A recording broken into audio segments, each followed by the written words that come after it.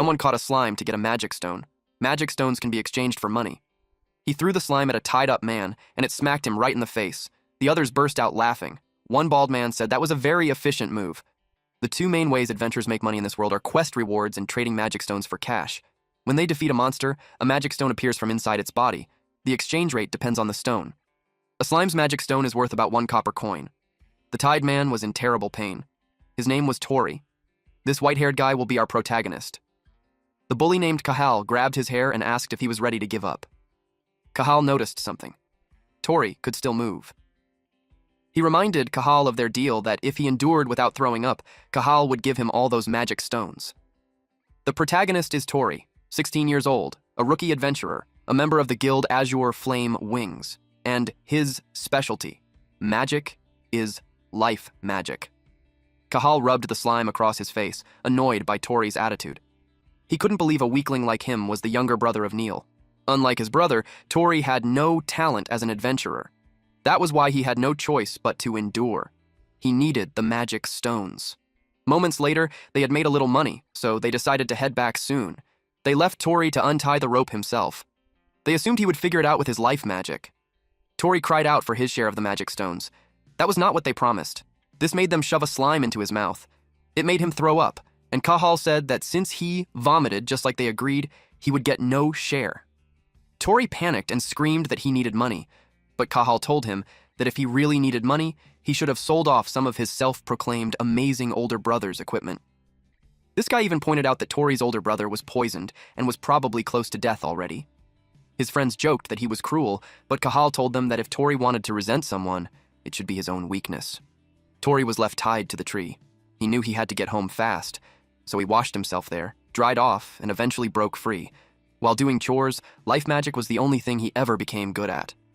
Thanks to that, he was able to join the town's adventurer guild. But life magic was completely useless in combat. His main job was using that magic for chores during camp. It was not an easy job, but it paid better than most others. He was determined to do his best to support his family. That night, before entering his home, he tried to change his gloomy expression and happily announced that he was home. A girl and a boy were waiting for him. The girl welcomed him back, while the boy complained that he was already hungry. Tori promised to make dinner for them right away. Then he asked how their big brother was doing. The girl shared that big brother Neil had read a book for her. He was happy to hear that. Later on, the food was served. The children ate quietly, while Tori and their older brother Neil had a chat. Neil asked how Tori's quest went, and Tori answered that it was a piece of cake like always. He apologized for putting him through all this hardship. Tori once again reminded him not to apologize. He told his older brother to focus on getting better. His older brother Neil was an excellent adventurer who belonged to the Adventurers Guild called White Breaking Spear. After their parents died in an accident 6 years ago, his brother supported their family all by himself. But 3 years ago, he encountered a basilisk during a quest accident and was poisoned. And his treatment dragged on, while the medicine was expensive. Rent, daily food costs, equipment costs, and other expenses. Even though they lived frugally, the savings his brother earned back when he was an adventurer were almost gone. Tori thought that if only he could defeat strong monsters like his big brother, he would be able to get high-value magic stones. But the problem is, he was just too weak. Our MC's brother noticed his bothered face. Suddenly, Neil took off the necklace he was wearing. It had a magic stone on it. He gave it to Tori since it would sell for a little money. Tori was shocked since that magic stone necklace was a precious charm given to him by a senior adventurer. Neil answered that it was fine. He even apologized for not giving it to him sooner. He wanted Tori to go exchange it for money soon. Tori hesitated. Neil replied that he knew his own body well. He was aware that he could not return to being an adventurer anymore. Tori told him not to say things like that, but Neil insisted on giving it to Tori. They both looked glum. Suddenly, their little siblings entered the room. Since they had finished eating, they wanted to take turns looking after Neil. Neil thanked the two of them, Sasha and Liam. They fed their brother. The next day, Tori realized that if he did not work hard, he could not protect everyone. The quest rewards alone were not enough to earn money. That was why, on his days off, he went out hunting alone to get magic stones. But even if he ran around all day, he could not even defeat 100 slimes. He only earned just under 100 copper coins. He needed more money. In the forest, someone suddenly asked him if the Adheen River was over there. Mina, 17 years old, is an archer. She is affiliated with the Azure Flame Wings Guild, and she is the admired squad leader there. Her specialty is wind magic. Tori was happy to see her, but she was surprised that he knew her name, so she asked. He explained that he was in the same guild as her. He introduced himself as Tori, the camp liaison. As the ranged squad leader who was recently scouted, he understood why she would not know a low-ranking guy like him. Then he pointed out where the Adhin River was. He explained that there was a swamp on the way, so he suggested that she go around it. She thanked him. He was glad to have spoken to her since she was someone he admired. Then he heard someone calling out to Mina. It was Kahal. He asked what she was doing there on her day off. Then he invited her to go drinking, but she casually refused. But he grabbed her and insisted. Tori was alarmed when he saw that. He thought to himself that Kahal was way too pushy. He was conflicted since Kahal was the Azure Flamewings guildmaster, but Mina was clearly in trouble. He noticed the weakened slime near his foot. Suddenly, someone yelled to Kahal about the slime. Kahal looked up just in time to see it dropping onto his face. And Tori rushed in to slash it, but it only made the splash cover his whole face. Mina was shocked, and Tori turned pale. Kahal complained that it got all over his face. Meanwhile, our boy was sweating all over his face as he thought that he had really done it. Kahal was confused when he saw Tori. He got mad at him and asked what he was doing. He thought this was revenge for last time. Tori got nervous. He apologized and fled. Kahal chased after him. Mina watched them and commented that Tori was a strange kid. Tori did not think about what would happen next. He ran all the way to the back of the forest, but he was not sure if he had lost him. But he accidentally stepped on something, which made him fall. The fall hurt. When he looked around, there were skeletons inside the pit. He was spooked when he saw those human bones. He wondered if that was a dragon nest or something. He could not believe a place like that was hidden so deep in the forest. He doubted Kahal would follow him that far, but he had to find an exit fast. His foot bumped into something. It was a book. He picked it up, wondering if it would sell for a high price. He wondered what kind of book it was. He tried to undo the lock, but it would not open. He found it strange, but he was also curious about what was written inside. But if it would not open, there was nothing he could do. But then, the necklace given to him by his brother accidentally hit the book, and it caused a sudden burst of light. Tori was shocked and confused.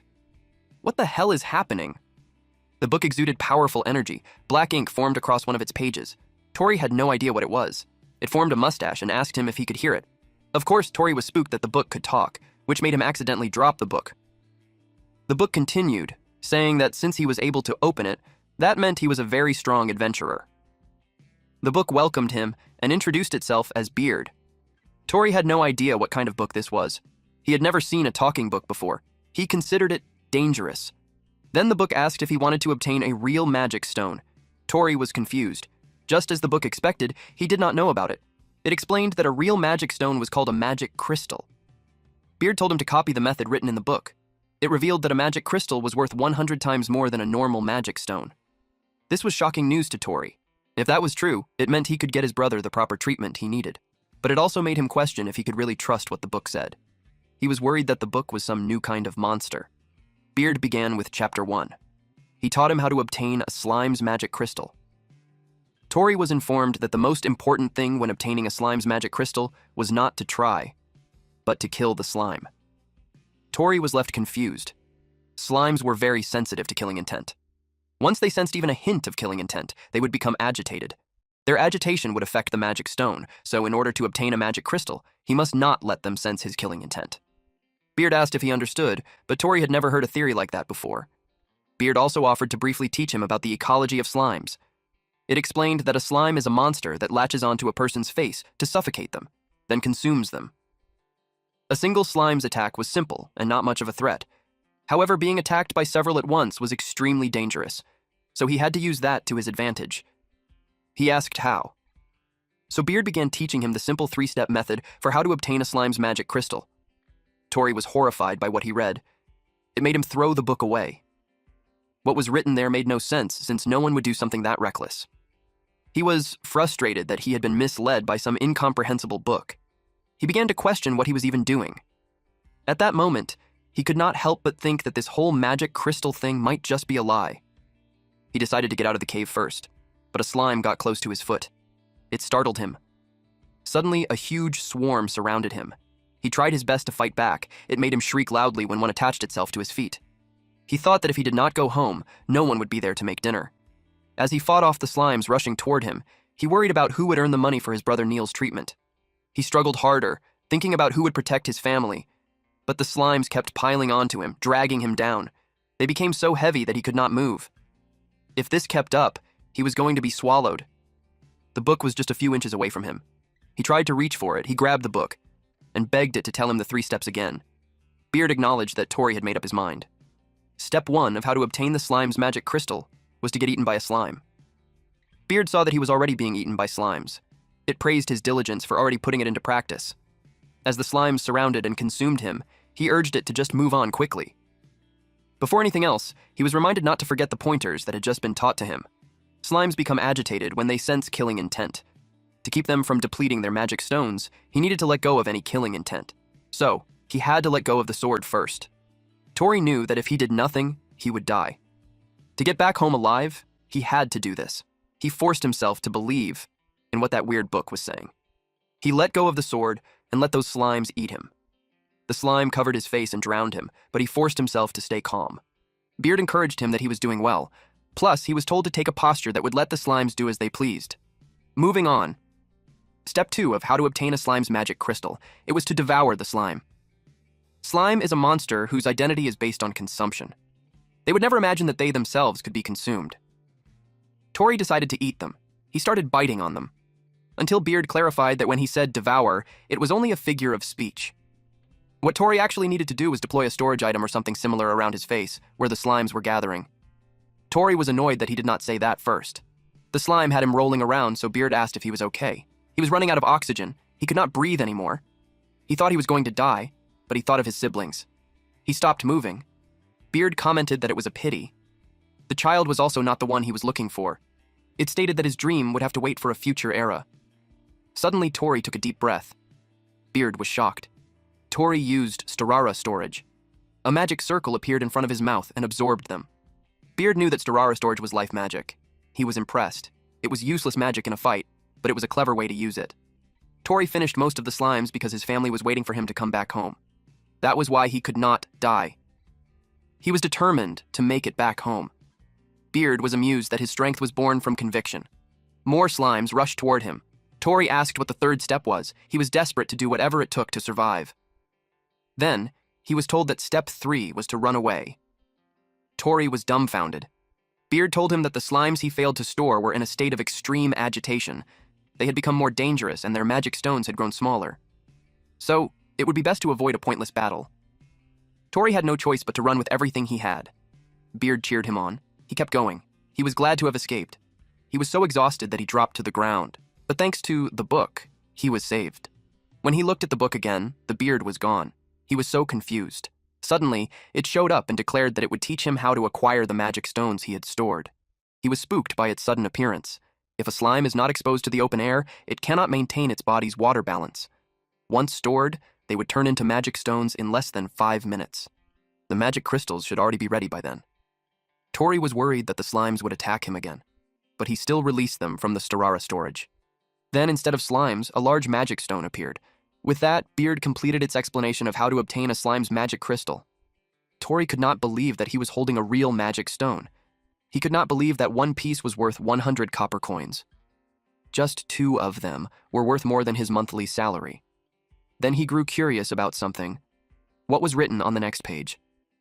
To his surprise, he could not turn to the next page. He told Beard about it. Beard simply told him that it looked forward to the day they would meet again. Tori was left dumbfounded. Beard completely bid farewell. Tori screamed for it to wait since he still had so many things he wanted to ask, but the book was completely unresponsive now. The pages he had already opened could still be read just fine, but the next page would not open. He wondered what was required. He looked at the magic crystal in his hand. Thanks to the book, he managed to obtain a huge magic stone. He thought that if he sold it, he could not only buy medicine for his brother, but maybe even get clothes for Sasha and Liam as well. And he would be able to eat a full meal just once. Since it was already late, the shop was already closed. He decided to take the magic stone to exchange in the morning. He was already expecting that everyone would be shocked when they saw the stone. He decided to head home early for the day. To him, today had turned out to be a good day. He then wondered when the last time was that he had felt this happy on a day like this. A few hours later, he saw his younger siblings outside their home. He called out to them. They happily greeted him, and he asked if they had been practicing magic. Liam replied that he wanted to be able to use magic just like him. Then he was asked what he had done that day. He hesitated, unsure how to answer. And since it was a really odd experience, he wondered if he should really tell them. He simply told them that he had beaten a slime and read a book. He could not tell them that he was chased by Cahal and nearly died. Liam commented that it was rare for him to be reading. He showed them the book. The two of them looked confused. Tori pointed at it and told them to look at the book in his hand. Liam asked him if he was messing with them. He paused, noticing something strange. He wondered what was going on. He suspected that the book might only be visible to him. The thought crossed his mind that he might be the only one who could see it. Before he could think about it further, Sasha told him to watch her magic. She drew a circle in the air using a stick. Then she recited ignition and lit a bonfire. But the flame did not last long. It left her confused since it had worked just a moment ago. Tori volunteered to demonstrate. Our boy used ignition, and the bonfire was lit. Liam praised him, saying he was really good at it. He shyly apologized, saying it was only life magic. With excitement, he asked if they wanted him to show them something amazing using that life magic. Then he looked around to double-check that there were no bandits nearby. Then he prepared his hand and used his Storara storage. The item appeared in his hand. It glowed so brightly that it caught the attention of others nearby. Sasha was amused. It was really huge, so Liam asked where he found something like it. Smiling, he asked if they were surprised and what they thought it was. While they were talking, someone approached them. It was the bald bully from earlier with Cahal, along with some friends. Tori turned pale. He realized they had been hiding nearby. He noticed that Cahal was not around. The bald guy asked where he had stolen something like that. They lectured him that just because he was poor did not mean he should resort to stealing. He explained that he had found it in the forest. They immediately doubted him, saying that if a gem like that had been there, they would have found it already. They told him not to lie. Then they insisted on checking it properly and told him to show it to them. Even then, he tried to brush it off, saying it was not that big of a deal. This annoyed the bald guy, and he insisted that Tori show it at once. The man tried to grab it from him. He was disappointed that this happened since he thought today was going to be a good day. But then, his younger siblings grabbed the hem of his shirt. He noticed their trembling hands. They were scared. And seeing that expression made his heart ache even more because he wanted them to believe it was a good day too. Because of this, he decided what to do. He used his storage skill, and everyone saw the magic crystal disappear from his hand. The bullies wore annoyed expressions as they asked Tori what he had just said. Those were magic stones he obtained by going through hell. He would not give them to people like them. He tried to grab his sword, but to his surprise, it was gone. He suddenly remembered that he had thrown his dagger away when he was fighting the slimes. In that case, he knew he had to think of another way. He whispered to his siblings and informed them that they had to run for a bit. After that, our MC attacked the bonfire with the intention of extinguishing it. Everything went dark. Then he yelled for his siblings to run. The bald guy used acceleration. Tori was shocked. He was suddenly punched and thrown to the ground. All his things spilled out of his bag. The man mocked him, saying he was trying to escape by using the darkness and dismissed it as nothing more than a cheap trick. Before he could react, the man lunged forward and struck him. Liam got worried about him, but he urged him to just go. He assured him that he would be fine, so they only had to get home first. The bald guy struck him hard, sending him crashing down. The man told him that he was weak, accusing him of just putting on an act. To counter the incoming attacks, Tori used illumination. The light spread and temporarily blinded the man. Tori used the chance to get away, but the other guy made playful vines appear, and it wrapped around the legs of Tori's siblings. Naturally, Tori panicked. The man pointed out how it was nice and dark, yet he created light, which practically signaled the enemy to catch them. With resolve, Tori ran toward his siblings and declared that he would save them both.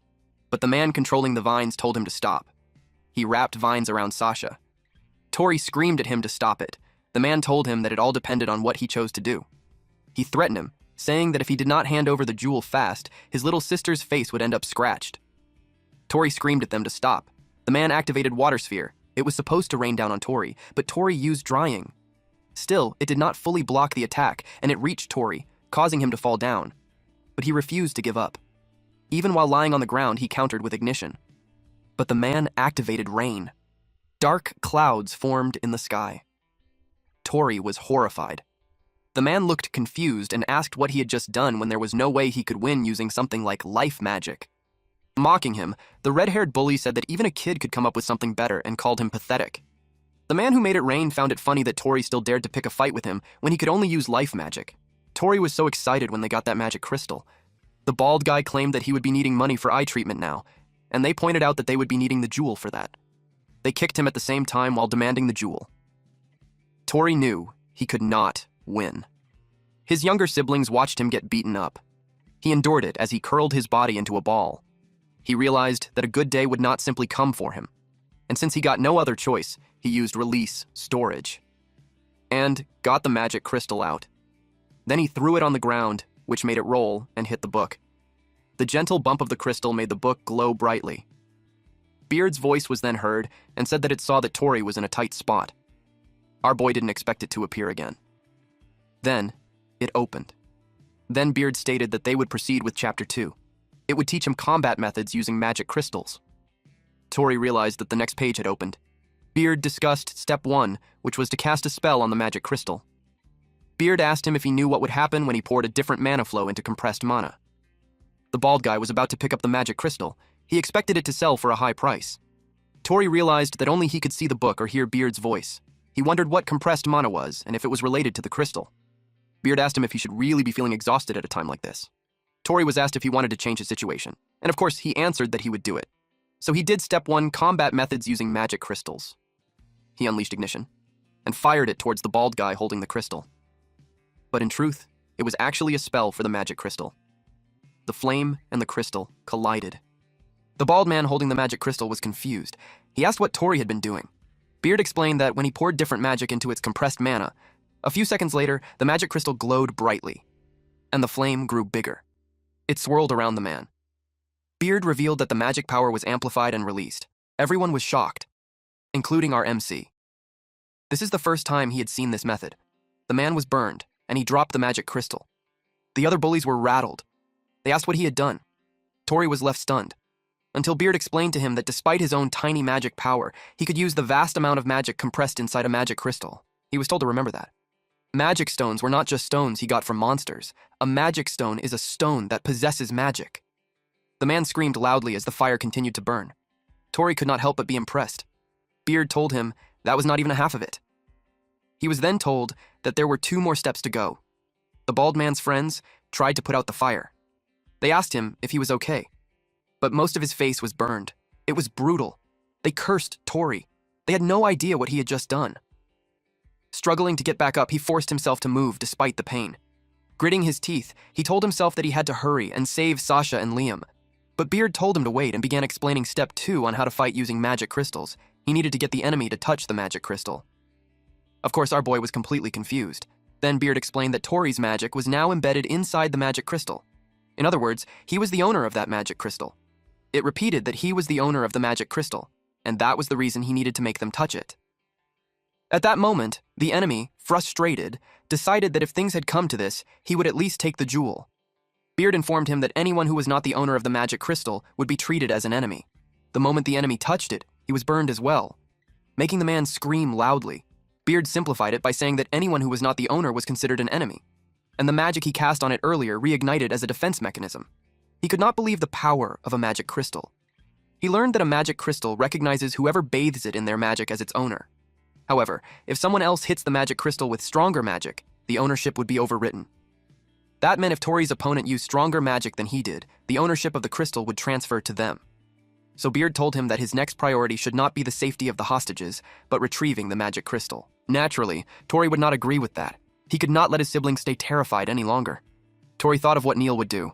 Meanwhile, the last enemy still standing wondered what kind of jewel it was. He guessed that it might be enchanted with some kind of magic that activates on touch. Despite the uncertainty, he wanted to do something. He was willing to risk it all. He decided to destroy the stone. Beard realized that the situation was bad. At this rate, the ownership of the magic crystal would be transferred to the enemy. And if that happened, everything would be over. It noticed that Tori still did not know how to fight properly. It told him that he needed to instill a sense of defeat in his opponent, or the nightmare would continue. What he truly needed was composure, the ability to calmly assess the situation. Moments later, Tori picked up the magic crystal. The last enemy looked terrified. Beard went quiet. Tori's gaze was intimidating. Beard was surprised that he was not going to save those two children first. Tori replied that he thought about what Neil would do. His brother was always calm. In his memory, his brother would stare down his opponent and never lower his axe until the enemy was gone. And besides, Beard had saved his life, so he trusted it. He decided not to hesitate anymore. Beard was pleased. He praised Tori by saying, "That's the spirit." After that, they proceeded with step 3. The man was annoyed that it felt like Tori was looking down on him. He wondered why Tori was the only one who could touch the jewel. He refused to let Tori win just like that.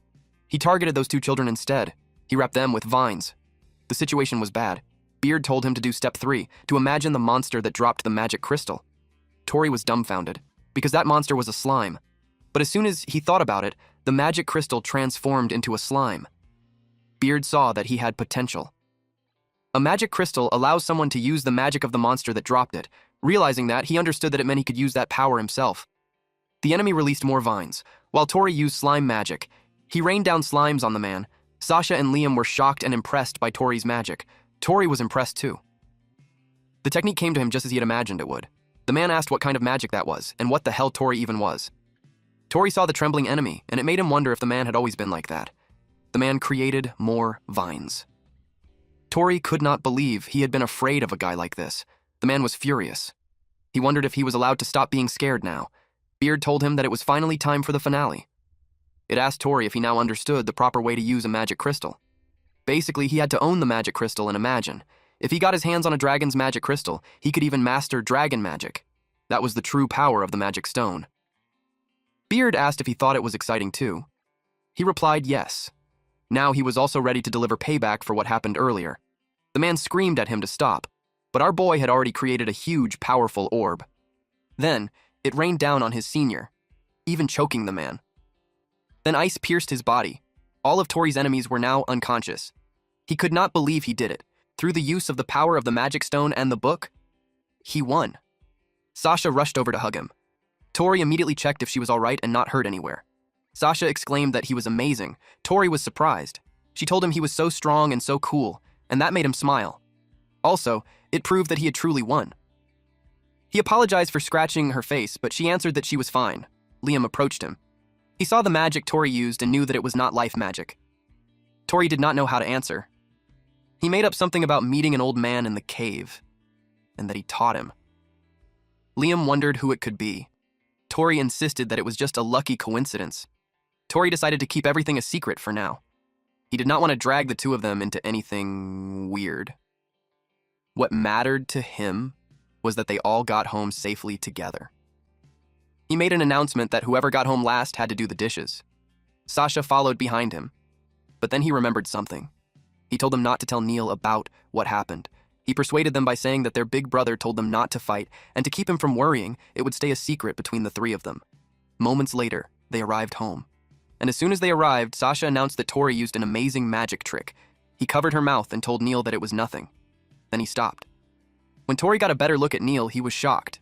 He did not expect him to be awake when he should have been sleeping. Neil replied that they were late, so he thought he would check on them. Tori apologized and told him that a lot had happened. Neil noticed that he came back pretty injured, so he asked if gathering magic stones was tough. He answered that it was tough. Neil felt guilty, saying he was always the one making Tori carry the burden. He thought that he should do something too, whenever he could at least move a little. Seeing him like that, Tori quickly reassured him, insisting that he was fine and that Neil just needed to rest. Then, in a hurry, he called out for Liam and Sasha, asking them to help carry him. Time quietly passed. The three siblings were deep asleep, except for Tori. He double-checked if they were truly asleep. Just as he thought, he could not tell Neil, knowing it would only make him worry more. That day had been full of unexpected events. He did not expect a magic stone to hold that kind of power. He took out his magic book. He wondered what the true nature of this book really was. He tried hard, but none of the other pages would turn. Then he noticed his necklace. He remembered that the first time the page opened was when the magic stone necklace touched it. Suddenly, Beard spoke, and that surprised him. Fortunately, none of his siblings woke up from the noise. He was annoyed at Beard for scaring him like that, but Beard told him it just had a little supplement to add. Someone woke up and asked him if something was wrong. He replied that he just had to go to the toilet. Outside, he complained, telling it not to suddenly show up like that because he could not explain it to anyone. Beard told him that to begin with, no one else could see or hear it. Frustrated, he argued that he had his own circumstances to deal with too. Beard dismissed it, saying that if that was the case, he should handle things himself and not rely on it only when it was convenient. He could only click his tongue in response. Beard then addressed him seriously, telling him that as an adventurer, he would likely acquire many magic crystal stones in the future. Because of that, what he needed most was funds. Without money, it told him, he would not be able to continue as an adventurer. It clarified that he should exchange those magic stones for money. Thinking about it, he agreed, saying that was what he originally intended. But now, he also wanted to be able to use slime magic. Beard told him that he should now be able to obtain magic crystals like that anytime. It pointed out that he had already grown stronger than before. He was asked if he thought of it that way too. He could not answer. Beard abruptly told him goodnight. Caught off guard, he tried to stop it, saying he still had things he wanted to ask. As it went silent, he could not help but think it was a selfish guy. Looking up at the night sky, he wondered why it was telling him so much. Even so, he understood that money was necessary. With that in mind, he decided that tomorrow he would bring the magic stones to the exchange. The next day, he was in disguise. He gathered the old helmet from home. He also used the cotton beard he had made. Even the old sheet he was planning to throw away became part of it. With all of that, he believed no one would be able to recognize him. He went to the exchange store. His appearance caught the attention of the people there. Some guessed that he might be there to sell off his stash of magic stones before retirement. Thinking about it, if a mere camp helper showed up with a magic stone, people would start getting suspicious. The people in the store mocked him, asking what he was doing there and if he was trying to get some nursing home money. Laughing, they assumed all he had were moldy old stones. Without saying a word, he slammed the magic stone down in front of them. Their jaws dropped. He calmly asked them which one was moldy, the stone or their eyes. Caught off guard, the staff panicked and quickly called for the manager. Seeing the stone, they were shocked, wondering what it was and if the old man could actually be a famous adventurer. Some even admitted they had never seen such a huge magic stone before. He realized that in this world, if someone was being looked down on, the store would not buy what that person was selling. Bluffing his way through, he remembered that this was the technique at the exchange, just like Neil had used before. After that, he finished his business and immediately set out. He turned into an alleyway, sat for a bit, and took out his gold coin. He inspected it carefully. He could not contain his emotions upon seeing it in his hand. He was so happy about getting one gold coin. It was his first time ever holding one. Just like Beard said, it was worth 100 times a slime's magic stone. At this point, he had taken off his disguise and thought that with this, he could already cover Neil's treatment fee, and even their rent for the month could be paid. Excited, he also thought about buying shoes and clothes for Liam and Sasha. Filled with joy, he declared that tonight they would feast. Until someone grabbed his hand. It was Kahal. Kahal asked why he had a gold coin. Tori was shocked. Then he felt rage. Tori was angry since he had finally gotten his hands on a gold coin, and he was found by those guys in an alleyway. But to his surprise, the gold coin was gone. Even Kahal was dumbfounded. They saw the culprit running away. This person had the gold coin between his fingers and told them that their story was like two dogs fighting over a bone while a third ran away with it. Then this person jumped side to side across the buildings to reach the roof. He landed safely and bid goodbye to Mr. Careless. Tori and Kahal were stunned, and they both yelled at the person to give back their gold coin. Tori could not believe that the man had gotten away. He wondered what that guy was all about. Even though he had finally earned one, he could not help but think that in the end he was still broke. He took out his magic book and asked why it did not help him. But the magic book stayed silent. He kept asking why not. He had told his siblings they would have a feast before he left home, and now they would be disappointed. He announced that he was home. When he opened the door, he could hear his siblings calling out for Neil and telling him to hang in there. He panicked. He rushed toward the room and asked what had happened. Neil was not looking good. He was in excruciating pain. Without wasting time, he told Sasha and Liam that he was going to get the doctor. He instructed them to look after their brother while he was gone. They quickly agreed as he rushed out. Neil had been afflicted with basilisk poison for a long time now. Although he had been stable recently, the poison was eating away at his body. He hoped Neil would hang on a little longer and not leave them yet. At the clinic, he barged in, calling for the doctor in desperation. The doctor was telling someone that he was out of medicine. The person in the white robe asked if there were any materials needed so he could go and get them. The doctor hesitated, unsure how to respond. Then the person in the white robe and Tori's eyes met. Tori recognized him and shouted, calling him the thief from before. He saw the gold coin on the counter and immediately grabbed it. He demanded that he return the gold coin, claiming it was his. but the person in the white robe grabbed it first. Then he denied it, saying he did not know what Tori was talking about. This made Tori furious. Before things escalated further, the doctor told him to calm down and asked what the matter was. Tori suddenly remembered his purpose. He told him that Neil was in a lot of pain and that it was really bad. Hearing that, the doctor admitted that the situation was not good. But before he could say anything else, Tori pleaded with him, promising that he would definitely pay later and asking him to just give him the medicine for now. The doctor explained that it was not a matter of money. He revealed that they had run out of the dryad's lost seed, a necessary ingredient for the poison cure. Tori was left speechless. The doctor explained that the supply from outside the city had been cut off recently. He was just explaining to the person in the white robe that he could not make the medicine either. Tori was worried because, at this rate, they would not make it in time. The doctor offered to examine Neil. The person in the white robe immediately said he would go and get the ingredient, saying his little brother's life was on the line. Tori was shocked. The doctor stopped him, apologizing and saying he could not let him go alone. He explained that he had already sent a request to the guild, and they needed at least 10 adventurers for it. Hearing about the quest, Tori realized something. He urgently asked the doctor if he knew where they could find the ingredient. The doctor told him it could be found at the base of the Great Mother Tree in Guruma Forest. However, he warned that it was a dangerous place where monsters often appeared. Without hesitation, Tori declared that he would go. The person in the white robe was surprised. The doctor was shocked that Tori said that. He refused, saying there was no way he could take responsibility for that. But Tori insisted, telling him it would be fine and that he would come back alive. Still, the doctor could not believe him. The man in the white robe repeated that he had already decided to go. This caught Tori's attention. He explained that he also needed the same ingredient right away, and he had been to Guruma Forest a few times before. He introduced himself as Clegg. Tori hesitated for a moment before introducing himself. Then he said that he would take the gold coin back once everything was settled. Then he asked the doctor if they could go since there were 2 of them already. The doctor told them it was not okay, but he knew Tori would still go. The doctor eventually agreed. He added that he would watch over Neil's condition and report to the guild. He warned them not to do anything reckless. Tori thanked him, and they left. The doctor told them to be careful. He also warned them about a rumor that the monsters in that forest eat adventurers. In the forest. They were already pretty deep inside. Clegg told him that the Great Mother Tree was in the deepest part of the forest. He asked if Tori was already tired. Tori replied that he was not tired at all. Clegg warned him that he had no obligation to cooperate, and if Tori could not keep up, he would be left behind. Tori saw that he moved fast. Then he remembered what Clegg said earlier about his little brother's life being on the line. It made him wonder if Clegg's family might be sick too. In that sense, he felt their situations might be similar. Before he could think further, the man suddenly said they had arrived. They stopped in front of a huge tree. Tori was impressed since he had never seen a tree that big before. Clegg pointed at something. It was the dryad's lost seed on the ground. Tori was so happy that they found it faster than expected. With urgency, he suggested they hurry back and have the medicine made. But Clegg told him to wait. It made him stop running and ask what the matter was. Clegg reminded him that he had been warned. But Tori could not understand what he was talking about.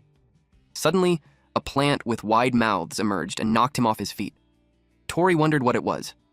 He was falling right into its mouth, and it swallowed him. He could not believe that he had just been eaten. The plant was called Eater's Planda. It was a monster that devours humans and continues to grow without end. Clegg knew it would not let them easily take the dryad's lost seed. Eater's Planda digests things instantly. Once a person was swallowed, survival was almost impossible. And just like that, Tori was eaten in an instant. He realized he was in serious trouble. The plant secreted liquid onto Tori, and it melted his shoes. He realized how bad the situation was. He had to get out of there immediately. His hand slipped, and he fell. He landed in a pool of that liquid. He could not believe it.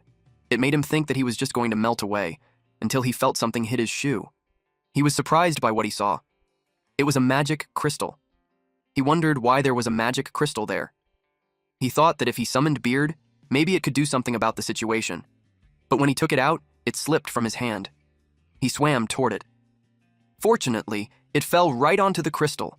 It glowed brightly, making the liquid fade away, making him fall to another layer inside the plant. He groaned as he pulled himself up, realizing the mucus was suddenly gone. Beard spoke, telling him that it had been a close call. Luckily, a magic crystal had just happened to be there. He was happy to hear from Beard. Beard explained that they were inside Eater's Planda, and the magic crystal was from the rock birds that had been eaten by it. Tori finally understood the situation. Beard admitted that it would answer when called out that way. It was designed to respond to strong bursts of mana. If he waved a magic crystal and called out, it would answer. Frustrated, he complained that it should have been explained sooner. Beard casually apologized. Looking around, he realized the situation was as bad as ever. It sarcastically stated that it was such a warm welcome. Then, without wasting time, the book told him to begin. It introduced Chapter 3, How to Obtain Eater's Planda's Magic Crystal. Meanwhile, Clegg avoided being eaten by it.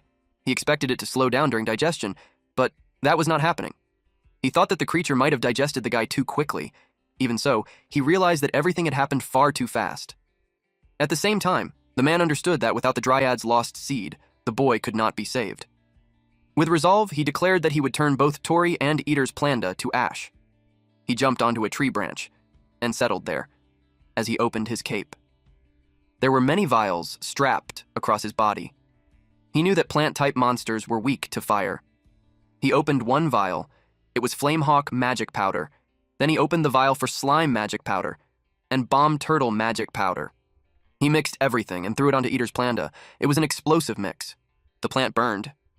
It could not extinguish the fire and rolled across the ground. He noticed them circling beneath him. He used rabbit magic powder and rockbird magic powder. The fire died out, and it attacked him. He noticed how it was rubbing itself against the ground. He wondered if it had intentionally put out the fire on purpose. He grabbed 2 more vials and opened them. He realized that this creature had real intelligence, meaning it was a highly evolved specimen. He mixed the vials, and it released a beam toward Eater's Planda. Then he was engulfed by a slime as he used Soaring Leap. It tried to eat him while he was mid-air. Fortunately, he was able to avoid them at the last second. Then he noticed something. The creature did not have teeth yet. Its stalk could not detach from the roots. Even though it was growing, its biology was the same as the normal type. He landed with his back to it, and it wrapped around his torso and slammed him into the ground. It made him spit blood. He worried that he was going to get eaten. Unexpectedly, they moved erratically.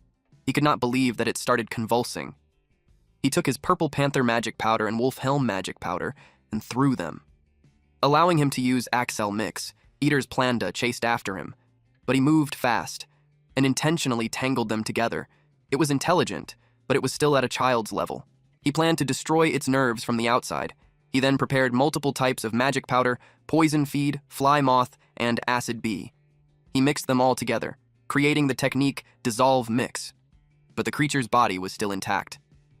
He clicked his tongue, realizing the creature was tougher than expected. Even so, he managed to slow it down. Suddenly, someone thanked him for holding it in place. It was just as he thought. The body of the creature was being attacked from the inside, and it burst open. A cocoon dropped onto the ground. Clegg was dumbfounded when he saw it. It started to crack, and Tori emerged. Tori exclaimed how close that had been. He almost got digested for real.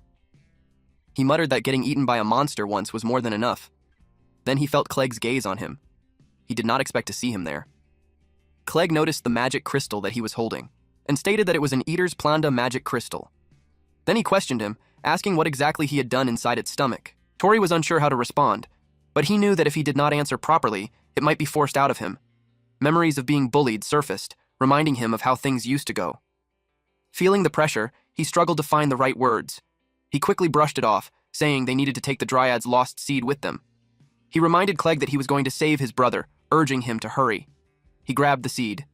He was hopeful that with it, his big brother Neil would be saved. At home, Neil was given medicine. The doctor then said they would watch the situation for now. He explained that it now depended on Neil's stamina, but he should be fine. Hearing that, Tori felt relieved. After that, he handed Clegg a small pouch. He said it was medicine for his brother. It was all he could prepare for now, and he could come back for the rest later. Clegg simply looked at him. He avoided his gaze. He told him not to charge him for the clothes he borrowed, and that the quest reward should be split in half. Then he remembered one more thing. Clegg asked what exactly he had done inside Eater's Planda. Tori already expected that he was going to ask that. Back then, Beard informed him about Chapter 3, which was a discussion on how to obtain an Eater's Planda magic crystal. The first step was to get eaten. Tori had an expression that screamed, "Are you kidding me?" He told Beard that he really wanted to survive. Beard responded that it would help him. It pointed out that the first step had already been achieved. Amused, it added that he had a good sense for these things. He was told that from that point on, it would be a quick battle. If they took too long, they would melt and die. Beard asked if he was ready. With resolve, Tori declared that he was there to save his brother, so he would not die there no matter what. Beard bluntly asked if he wanted to die. He blushed and immediately denied it. Ignoring his reaction, Beard moved on to the next step. Step 2 was to scatter a large amount of ash. Tori was confused about using ash. Looking around, he realized the surroundings were already filled with flammable bones and wondered if they would burn. Beard urged him to hurry, warning that he would die if he did not act fast. Tori had doubts, though. But then acid was coming out again, and wood fell. He was confused that a tree had fallen, and more things dropped. He realized that a fight was going on outside, too. He figured that if they burned the pieces of wood around them, they could create ash. Now, he was sure that they could do it. He used ignition. He spread the fire everywhere, but Beard told him that the ash still was not enough. Then Tori noticed that his clothes were melting. He thought of something. He removed all his clothing and used ignition on it.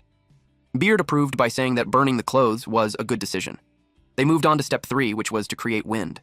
Tori got serious. He activated desiccation to create it, and Beard was left speechless. Then it asked if that was supposed to be wind magic. Beard told him that everyday magic did not have enough force to create wind. He argued that he could not use wind magic. Beard remembered that there was a rockbird magic crystal nearby. It asked Tori if he had ever seen a rockbird before. The magic crystal could use flap magic. He remembered the moment when slime magic first appeared. Realizing the pattern, he thought that if he used this magic crystal, something similar might happen. With that in mind, he reached out and grabbed the rockbird magic crystal. Then he activated flap magic. A strong wind circled around him. He was told that he was getting the hang of using magic crystals. He shouted that he had already scattered the ash and asked what to do next. Beard calmly replied that it was done. Tori was confused. Beard informed him that the area was maintained as acidic because of the stomach acid. By scattering large amounts of ash, the environment inside would be neutralized. As a result, the internal balance would completely flip. Meanwhile, outside, Clegg fell. Beard felt a bit of sympathy, thinking about how painful that must be. Once the creature reached a near-death state, somewhere inside its stomach, Eater's Planda's magic crystal would appear. It slowly came out of the stomach wall. Tori was so happy. He was told that once the magic crystal was taken, Eater's Planda would eventually wither. He was then urged to get out immediately while he still could. Beard warned him that the stomach acid would keep coming, so he needed to put some clothes on quickly. Tori was surprised because he had already burned his clothes. The stomach acid came pouring down. It pointed out that Eater's Planda was going wild. At that rate, it warned that escaping would be difficult. Of course, Tori refused to die there. He had to protect himself from the stomach acid, but only bones were left. But Beard warned him that even bones would melt at that rate. Frustrated and scared, he shouted back, telling it to stop saying terrifying things like that. Then he realized that the bones would melt, but the stomach itself had not melted. He grabbed it, thinking that it was now or never. He bit it and pulled it apart. He wrapped it around his body and climbed upward to escape. He did so while holding the magic crystal. He admitted to himself that it was reckless. But they did not have time to wait for it to wither. If he did, his brother's condition would only get worse. Meanwhile, outside, dissolution medicine was used. Beard noticed that the movement of Eater's Planda had slowed down due to some kind of external pressure. Then he heard Clegg say that he could only stop it from moving. Then he answered to stop it with a knife. That was what happened. He really did not know how to explain Beard, and he was not good at lying. Clegg knew that if it were not for Tori, he would not have been saved. Tori simply smiled and thanked him. Clegg did not respond at once. He just turned his back on him. Tori was confused, but he wondered if he had successfully avoided the question. Then Clegg stopped walking. He looked at the pouch in his hand and admitted to himself that he could not have done it alone. He held onto the pouch and remembered that the guy's name was Tori. He told himself that he would not thank him. That night, Cahal and his squad were shocked. They came for the subjugation quest, but Eater's Planda had an empty stomach, meaning the subjugation was already done. He asked Mina what they should do. He suggested they go back and go on a date. Mina checked the corpse. It was completely withered, which meant that the magic crystal had already been collected. Then she noticed something. It was a note that the pants were owned by Tori. She remembered that name, and that the guy was from their guild. She wondered if that kid had subjugated Eater's Planda. Late at night, Tori unlocked his storage and took out the 2 magic crystals. He did it on purpose, so he could admire those 2 magic crystals. He was happy to have 2 magic crystals at once. One came from Eater's Planda, and the other was from the Rockbird. He recalled that he had fought a Rockbird once at the guild, but he could not even scratch it. He wondered how much they would be worth. But then, there was one problem. How could he exchange them without getting caught? The last time, Cahal and the others noticed right away. He wished they did home appraisals, but then his brother would question where the crystals came from. He glanced at his sleeping brother. He wondered if Neil would even believe him if he told him about Beard, and that he could now use powerful magic too. He might finally be able to get him proper treatment. He also felt relieved that he would not have to worry about Sasha or Liam as much. In the end, he decided that he could handle everything on his own. Suddenly, someone knocked on his door. He wondered who would visit at that hour. He opened the door and asked who was there. He was surprised to see Clegg. He asked what he wanted for him to show up in the middle of the night. Clegg threw the gold coin at him, and he almost failed to catch it. He was confused when he saw that it was the same gold coin. It was the one Clegg had been holding. His brother told him to return it. Tori answered that Clegg's brother was a good kid, unlike him. Clegg scoffed and pointed out that he already returned it. He was about to leave. But Tori called out for him to wait, saying he would also return the clothes he borrowed. He invited him to sit down at least and said he would serve him some tea. He added that his brother was sleeping in the back and told him to keep quiet. Clegg saw Neil from a distance. He recognized him as the hero of the white breaking spear, Neil. Tori asked if his brother had recovered. He answered that the medicine worked and that his brother was doing fine. Tori felt relieved and said it was good to hear. He added that Neil's condition had stabilized as well. Even so, he mentioned that Neil still needed rest, though he could at least get up and move around now. Clegg simply replied, "I see." But he saw the sunken eyes, muscle loss, hair falling from the side effects, and those damaged lungs wheezing with every breath. It made him sad. He muttered that it really was basilisk poison. Tori was surprised he could tell. Clegg explained that he was a healer and knew a fair bit about poisons. He admitted that poison from a monster was truly terrifying. Tori answered that the medicine was helping little by little, but a full cure was not possible. Clegg muttered that if they had a basilisk magic crystal, things might be different. Tori was shocked to hear that. He asked him what he said, but Clegg told him to forget it, because it was not as simple as it sounded. Basilisks were calamity-class monsters. Even so, Tori thought to himself that if there was a chance for a cure by obtaining a basilisk magic crystal, he wanted to ask more about it, but Clegg was already gone. He complained that Clegg was as slippery as ever. Still, he held on to the chance to finally cure his big brother. So, he wondered if the book could make it possible. Tori sat and read. He'd been able to unlock more pages from it. He learned that combining crystals could unlock new ones. Then, one page caught his interest. There was a list of different types of magic crystals, like the slime magic crystal, Eater's Planda magic crystal, and the Rockbird magic crystal. He wondered if the book was some kind of encyclopedia. It contained all the crystals he'd collected so far. One entry described the slime magic crystal, a clear blue crystal that generates slime magic. It also noted its value, estimated at around 38,000 to 52,000 G. There was also the Eater's Planda magic crystal, with C-rank rarity. It was a beautiful indigo crystal that generated vine magic. Its value was around 220 to 280,000 gold. He read the next entry about the Rockbird magic crystal. It described it as a rugged amber crystal that generated wingbeat magic. Its value was much higher, around 90 to 110,000 G. Out of nowhere, Beard commented that Tori had finally noticed something. Of course, its sudden appearance startled Tori. He told it not to suddenly appear like that. Beard told him that those records in the encyclopedia were pretty handy.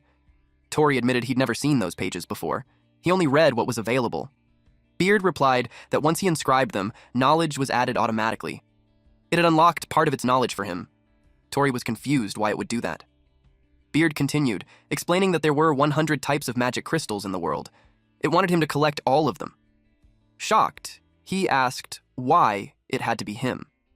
It answered that it was because it trusted his ability. It asked him if he wanted to cure his brother's illness. Hearing that, he froze.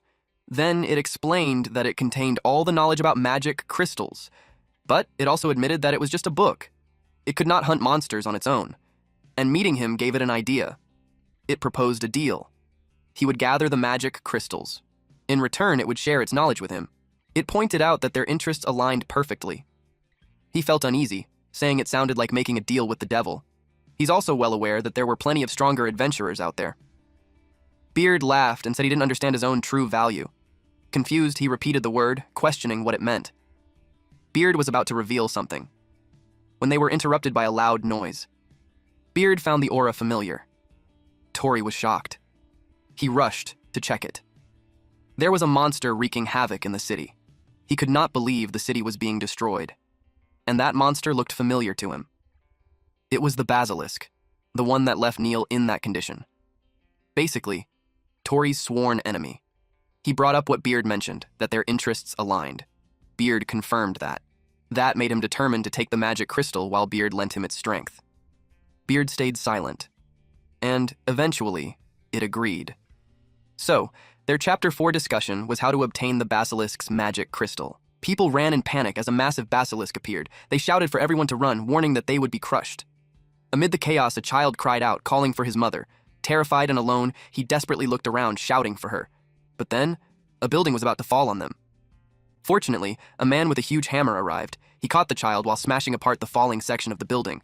He told the child that everything was all right. The mother spotted the child. She was relieved to finally find him. The child ran to her. The mother thanked the man for saving them. He told them to run carefully and head to higher ground since the rescue team would be there. They agreed and quickly left. The child asked the mother about the man, and she answered that he was the strongest adventurer in town. He was introduced as the guild master of White Breaking Spear.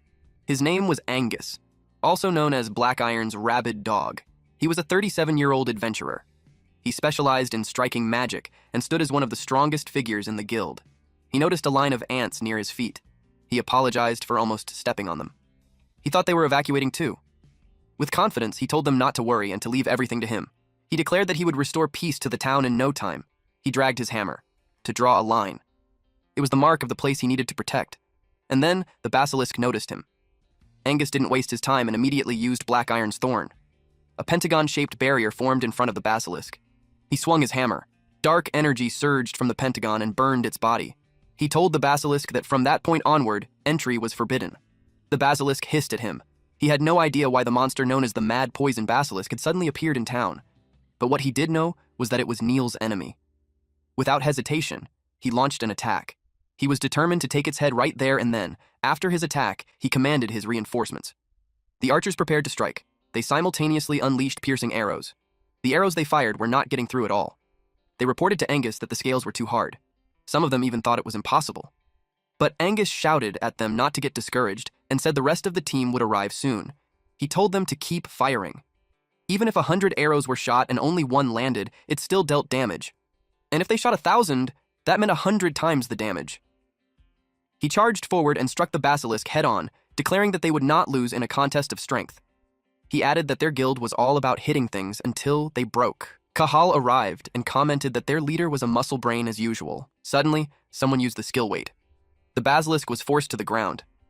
Angus was surprised to see gravity magic. Then Mina came in and used Arrow of the Storm, and it damaged the basilisk. Angus saw that the star players of Azure Flamewings had arrived and praised them, saying they did a good job. Calling them by name, he acknowledged Kahal and Mina. Kahal joked that it was called a star's entrance. At the same time, Clegg used bombing medicine on the basilisk. Angus acknowledged his arrival. Clegg apologized for being late and asked about the situation. Angus replied confidently, saying he had not let it cross the line yet. Clegg just scoffed. Meanwhile, Kahal wanted to say Mina did a good job, but it looked like her attack was not very effective. The townspeople cheered as they saw White Breaking Spear and Azure Flamewings arrive. The arrival of the town's two major guilds made them believe everything would be fine now. Hope spread through the crowd as they placed their trust in the adventurers. From a distance, people shouted their support, calling out to Mina and the others to hang in there. Kahal was unhappy when he noticed no one was cheering his name. One of his members told him that he was the heel of the town, but he found that unacceptable since he was the guildmaster of Azure Flame Wings. He decided he needed to redeem himself. With a grin, he shouted for everyone to move and charged forward. Seeing him rush in, Angus called out to his guild members and told them not to let Azure Flame Wings get ahead of them. Meanwhile, Tori was rushing, because the guilds had already started moving. Realizing this, he told himself he had to hurry too. As he ran, the doctor spotted him and urgently asked for his help. He was about to refuse, but he saw someone trapped under the rubble. The doctor said that just clearing the rubble was enough. If the person stayed there, they would be poisoned by the basilisk. Hearing that, he immediately thought of his brother. Tori was horrified, so he moved to help, and they were able to pull out the woman. The doctor carried her on his back. Tori asked if the person could be saved. The doctor explained that they could suppress the poison, but there was no medicine in town that could cure it. Hearing that, he froze. Then, the doctor added that this was not the only person who had been poisoned. When they reached the camp, he was shocked to see so many victims. He realized that it was not just his big brother. The town was being poisoned by the basilisk's venom as if it had been cursed. With that, Beard asked him if he was ready. Our boy then clenched his fist and replied, yes. Now he was far more determined to defeat the basilisk and get the magic crystal. Back to this hammer guy. Angus led everyone in the charge. It was time for them to play with this basilisk. He unleashed black iron thorns, while Cahal used gravity. Mina activated wind-slicing arrow, and Clegg prepared explosive mix. They released their attacks at the same time. But Clegg found it strange. One of the archers even pointed it out to Mina. It was strange that none of their attacks were doing anything. She expected the scales to be hard, but this was ridiculous. Mina agreed. She even noticed that her magic consumption had been insane the whole time. She wondered if Angus had been the one suppressing something earlier. Angus also felt that something was different compared to the last time he fought it alongside Neil. But before that, he could not understand the feeling of his magic being drained, but he did not care. He attacked again. The basilisk was struck by a burst of dark energy, sending violent red and black streaks crashing forward. But Angus was left shocked. A magic circle appeared. They realized that not a single one of their attacks was getting through. Sensing danger, Angus immediately shouted for all units to scatter, warning that a counterattack was coming. The basilisk inhaled deeply and rained down venom on them. Cahal panicked. Everyone was almost hit. One of the archers was about to be engulfed by it, but Mina saw her, so she pushed her away and got hit on the shoulder instead. Her female archer friend and Cahal were worried for her. Her arm was burned by the venom. Immediately, her complexion turned pale. The others suffered the same fate. Some were even hit in the face. Angus realized that everyone was being overwhelmed by the basilisk's poison. To him, it felt just like that time when Neil's power was taken away. He lamented that event. Because back then, he was the one who was supposed to protect his comrades. He blamed himself for erasing Neil's future. Neil was the hope that led everyone. He was lost in thought until Clegg yelled at him to dodge. The venom was about to rain down on him. He noticed the cat standing on his drawn line. He called it an idiot for being outside the line. Suddenly, someone used vine magic, and the vines formed a barrier that shielded Angus from the venom. Angus was shocked. Vine magic was used once more, and the vines wrapped around the basilisk. It sprayed venom again. Then this person used storage release, and used wingbeat magic to disperse the poison. Cahal was caught off guard and asked what kind of magic that was. They could not believe that the poison had been blown away by wind.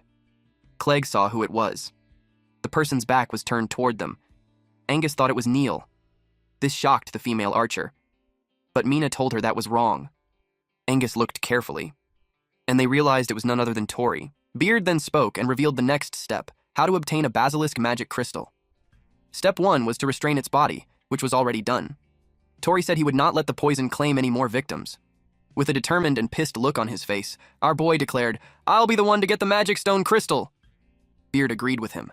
At the same time, Cahal questioned who had called Tori. He added that it did not seem like normal life magic. Then he asked who had just called him Tori. One of the guild members pointed out that he had already told him Tori started using strange magic recently. Mina was surprised to see him. Even Clegg was caught off guard. Angus kept watching him. He could not believe that it was Neil's little brother. Seeing him now, he could not help but think about how much he had grown. Clegg asked why Tori was there. Tori questioned why Clegg was the one fighting a basilisk and what he was even doing there. Clegg reminded him that he was an adventurer too, and a member of White Breaking Spear. Tori was surprised and asked if it was the same guild as his brothers. Clegg confirmed it, adding that he joined after Neil did. Suddenly, Angus rubbed Tori's head. Angus asked if Tori was acquainted with their ace. Tori recognized Angus. Angus knew that the bird magic was Tori's technique, and Tori confirmed it. Angus thanked him and told him it was a good technique. He then instructed Clegg to go help the ones who were poisoned. He also told him to take the dog with him because he could not protect him if he stayed outside the line. Clegg was confused about the dog. Then he noticed it, a small dog nearby, reacting nervously. Tori noticed how, even in the middle of battle, Angus was thinking about people more than just the fight.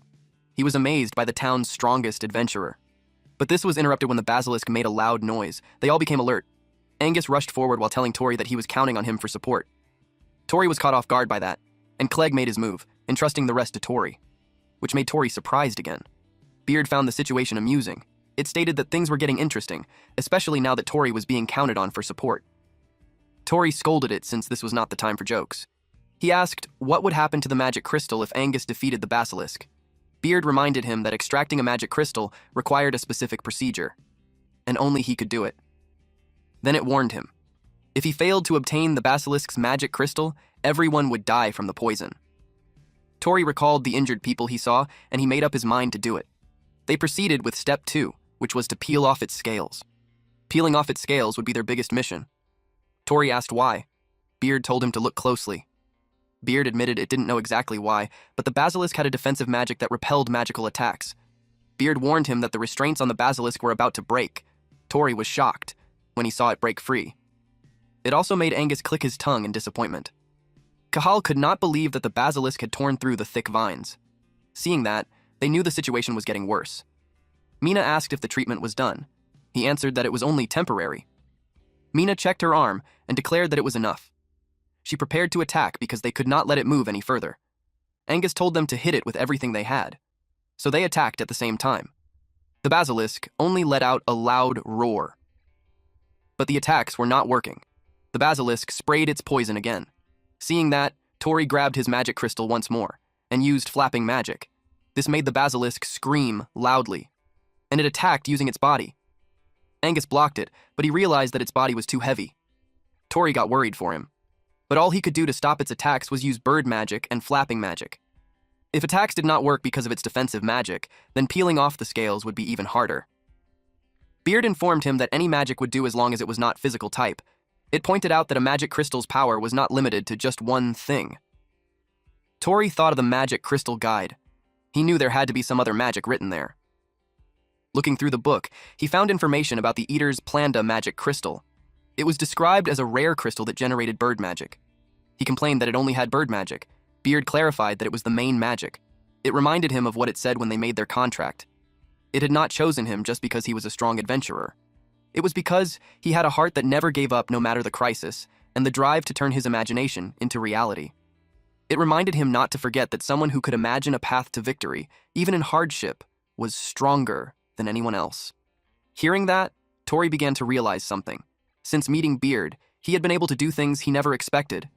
With that, he called out the Eater's Planda magic crystal.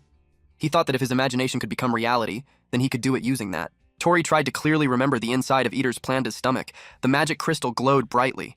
Then Eater's Planda took shape, and he made it use acid magic. It opened its mouth and sprayed acid on the basilisk. The basilisk screamed loudly when the acid hit it. Clegg could not believe that Eater's Planda could be summoned, and Cahal noticed that the tough scales were melting away. Angus was impressed when he saw the power of Neil's brother. The basilisk was left injured. Beard was amused by his idea of using the acid. For Tori, Eater's Planda was a monster that dissolved things with acid. Beard commented that it was a good imagination, and that was the reason it chose him. It told him to do step 3, which was to sever the basilisk's head, but its head was far above him. Beard mocked him, asking if he was backing down now. Tori admitted that he did not expect that task, but then he noticed a sword. He felt more confident now that he had one. He was surprised when a sharp pain made him drop the weapon. His hand hurt. Beard reminded him that when he obtained the slime magic crystal, he went through a step where he let go of his weapon. So now, he was in a state where he no longer had a weapon. Tori could not believe it. He questioned it, thinking that rule only applied to slimes. He wondered how he could possibly cut off the basilisk's head. Beard told him that the procedure for obtaining magic crystals had not changed. It warned that if he did not follow it, he would not get the magic crystal. Then it urged him to hurry, warning that he was about to be attacked. When he turned around, the basilisk's mouth was just inches away from him, and it inhaled deeply. Tori realized he was about to be hit with poison at point-blank range. He knew that flapping magic would not make it in time. It sprayed poison. Everyone was worried for Tori. Tori just covered his face with his arms, and when he opened his eyes, he saw that someone had protected him. He was dumbfounded. It was Kahal who took the hit for him. He asked him why. Kahal shouted at him to stop, saying he was trying too hard to do everything on his own. He declared that he did not do it for Tori. Instead, he did it because he was the guild master of Azure Flamewings, that only when he showed what he was capable of would their guild truly shine. He grabbed Tori's collar and asked him if he was going to win, he should stop hesitating. Tori was caught off guard. Kahal then mocked him for joining his brother's guild and slacking off. He was pissed that Tori could not even move properly unless others helped him. Frustrated, he told him that if he thought he could do it, then he should prove it himself, and not act like a hero just because he was in his brother's guild. He advised him that if there were people nearby, he should run ahead of them and not hold him back. He asked this idiot if he understood. While they were busy, the basilisk was about to hit them with its tail. Angus blocked the attack. Kahal clicked his tongue. He was frustrated that Angus was always stealing the credit. He lost his strength, and he was in bad shape because of the poison. It made Tori panic. Angus told him he would take over, saying the basilisk's scales had already been peeled off. Now, he would handle the final blow. But Tori protested, saying that if he did that, no one would be saved. The basilisk attacked again, so Angus carried Tori and Kahal away from danger. He teased him, asking if he came to steal the credit after being pushed by Kahal. Tori quickly denied it. With urgency, he declared that he had to do it himself because it was the only way Kahal would be saved. He told Angus to leave it to him. Angus watched his expression and let him. He stayed back and defended the line. He smiled at him and told him to go. Tori perked up and thanked him. He rushed ahead, but he tripped. While watching him, Angus told Kahal that he raised his junior well. Kahal told him to shut up. He admitted that no matter how much he kicked or tormented him before, the light in Tori's eyes never dimmed. That was why he was so pissed off at him. Tori approached the basilisk. They were confused, wondering what he was doing. It looked like he was not even paying attention to the basilisk's attack. Clegg remembered that Tori pulled something like that during the Eater's plan to fight too. He wondered if Tori might have figured out a way to win. He asked Mina if she could back Tori up. She agreed and said she would enchant her arrows with wind magic to deflect the poison. At the same time, another member stepped in, saying he would clear the path for him. They quickly coordinated, preparing to support Tori's move. Mina used Wind Sword Strike. The other guild member used Water Orb. While Tori jumped toward the basilisk, his goal was to reach its neck. He jumped onto its tail. The basilisk let out a loud roar, while Tori climbed toward its head. But it moved, and he lost his balance. Beard mocked him, saying running on top of it was boring. He yelled at it to shut up. Angus realized that Tori was going straight for the neck. He helped him by unleashing a powerful attack. Then he offered his hammer to Tori to help him get up there. Tori was surprised. He landed on the pentagon barrier. Angus screamed at him to finish it. Tori jumped toward its head, but he could not use a weapon, and he could not use attack magic either. All he had was imagination. He unlocked the storage and took out the Rockbird's magic crystal. A little flashback. He remembered when Liam mentioned that their kitchen knife was getting dull. Liam asked where he had put the whetstone. He recalled that Sasha had been using it to play, but she could not remember where she left it. Liam pointed out that if she did not put things back, they could not find them when they needed them. Hearing that, Tori decided to take matters into his own hands. He used honing on it. Liam was impressed that the knife was sharp again. Sasha called it amazing. They told him that when it came to things like this, he was the best. They also said that his magic was incredible. Then, back in the present, he realized he had both a magic crystal and life magic, and no one understood life magic better than him. He combined the Rockbird magic crystal with his honing. A golden light burst out. Tori put all his strength into it, to create Wingbeat Slice. Clegg asked if he was able to get the head. They all watched carefully. Kahal looked optimistic about it, but Beard told him it was too bad, because all Tori did was cut the skin. The basilisk sprayed poison at him. Everyone got worried for him. The situation was bad. He took the full blast of the poison. He was hurting so much. It felt like his body was being stabbed with needles. He could not believe Neil went through that, as well as Mina, Kahal, and everyone else too. Thinking about them made him even more determined. They all needed the basilisk's magic crystal. He knew he was nothing if he just suffered and stopped there. He became determined to get that magic crystal. He was almost there. He focused, thinking the basilisk's head just needed to come down a little more. His eyes were blurry, but he could see someone place a hand over his, and asked him if he was still alive. He was left confused. Everyone was shocked when they saw who it was. Kahal got mad at that person, asking why he was there. Angus was left speechless. That person was Neil, and he was supporting Tori. Neil asked Tori if he was still alive. Tori could not believe his brother was there. Neil told him he had fought well. Tori wondered if he was just hallucinating from the poison. He could not understand why his brother was there. He lost strength. Neil saw that he was poisoned all over. Then, he called Angus to take care of Tori. Tori was confused by his brother's actions. Neil told him to leave the rest to him. He took out his axe and announced that he would take care of the basilisk. He declared that he would turn it into dust with his axe. Tori was surprised and confused when Neil vanished. When he appeared again, he was already near the basilisk's head. He slashed its body, making it scream loudly, and it prepared to counterattack. Neil saw it, so he stepped on his axe and launched himself in the other direction so he could evade the poison it sprayed. Mid-air, he turned and aimed his axe forward to cut through the basilisk's mouth. The others watched in shock, calling his move amazing. They could not understand how he was swinging such a massive weapon so easily. Some wondered if he was just enduring the basilisk's poison. Others immediately denied it, saying that was impossible. Mina and Clegg saw that he used enhancement magic. Tori was surprised. Then Angus grabbed him and asked if he did not even know his own brother's magic. He informed him that it was Neil's specialty, a composite enhancement magic. Power surrounded Neil and began to surge. It boosted everything: stamina, defense, magic duration, attack power, and agility. He stacked every physical enhancement possible to crush his enemies. All they saw was a flash of white light tearing through fresh bone, leaving nothing but ruin. Neil, the man known as the White Breaker's Spear, is the most powerful adventurer among them. Cahal commented that for a sick man, Neil really loved to show off. Angus replied that Cahal and Neil were alike in that way. Tori stood there amazed. Angus glanced at him. He wondered if Neil had come to save his little brother or to undo the past. With Neil's condition, Angus also questioned whether he could defeat the basilisk on his third attempt, 6 years earlier. A group of adventurers stood before a dangerous frontier. One of them asked if the land ahead was truly unexplored territory. Another confirmed it was, explaining that quest rank depended on how dangerous the land was.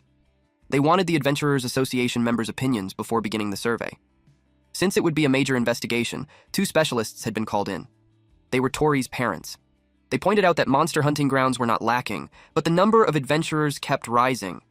They guessed it was because technology powered by magic stones had been advancing quickly. Since monster activity was low during the day, they decided to measure the mana levels first.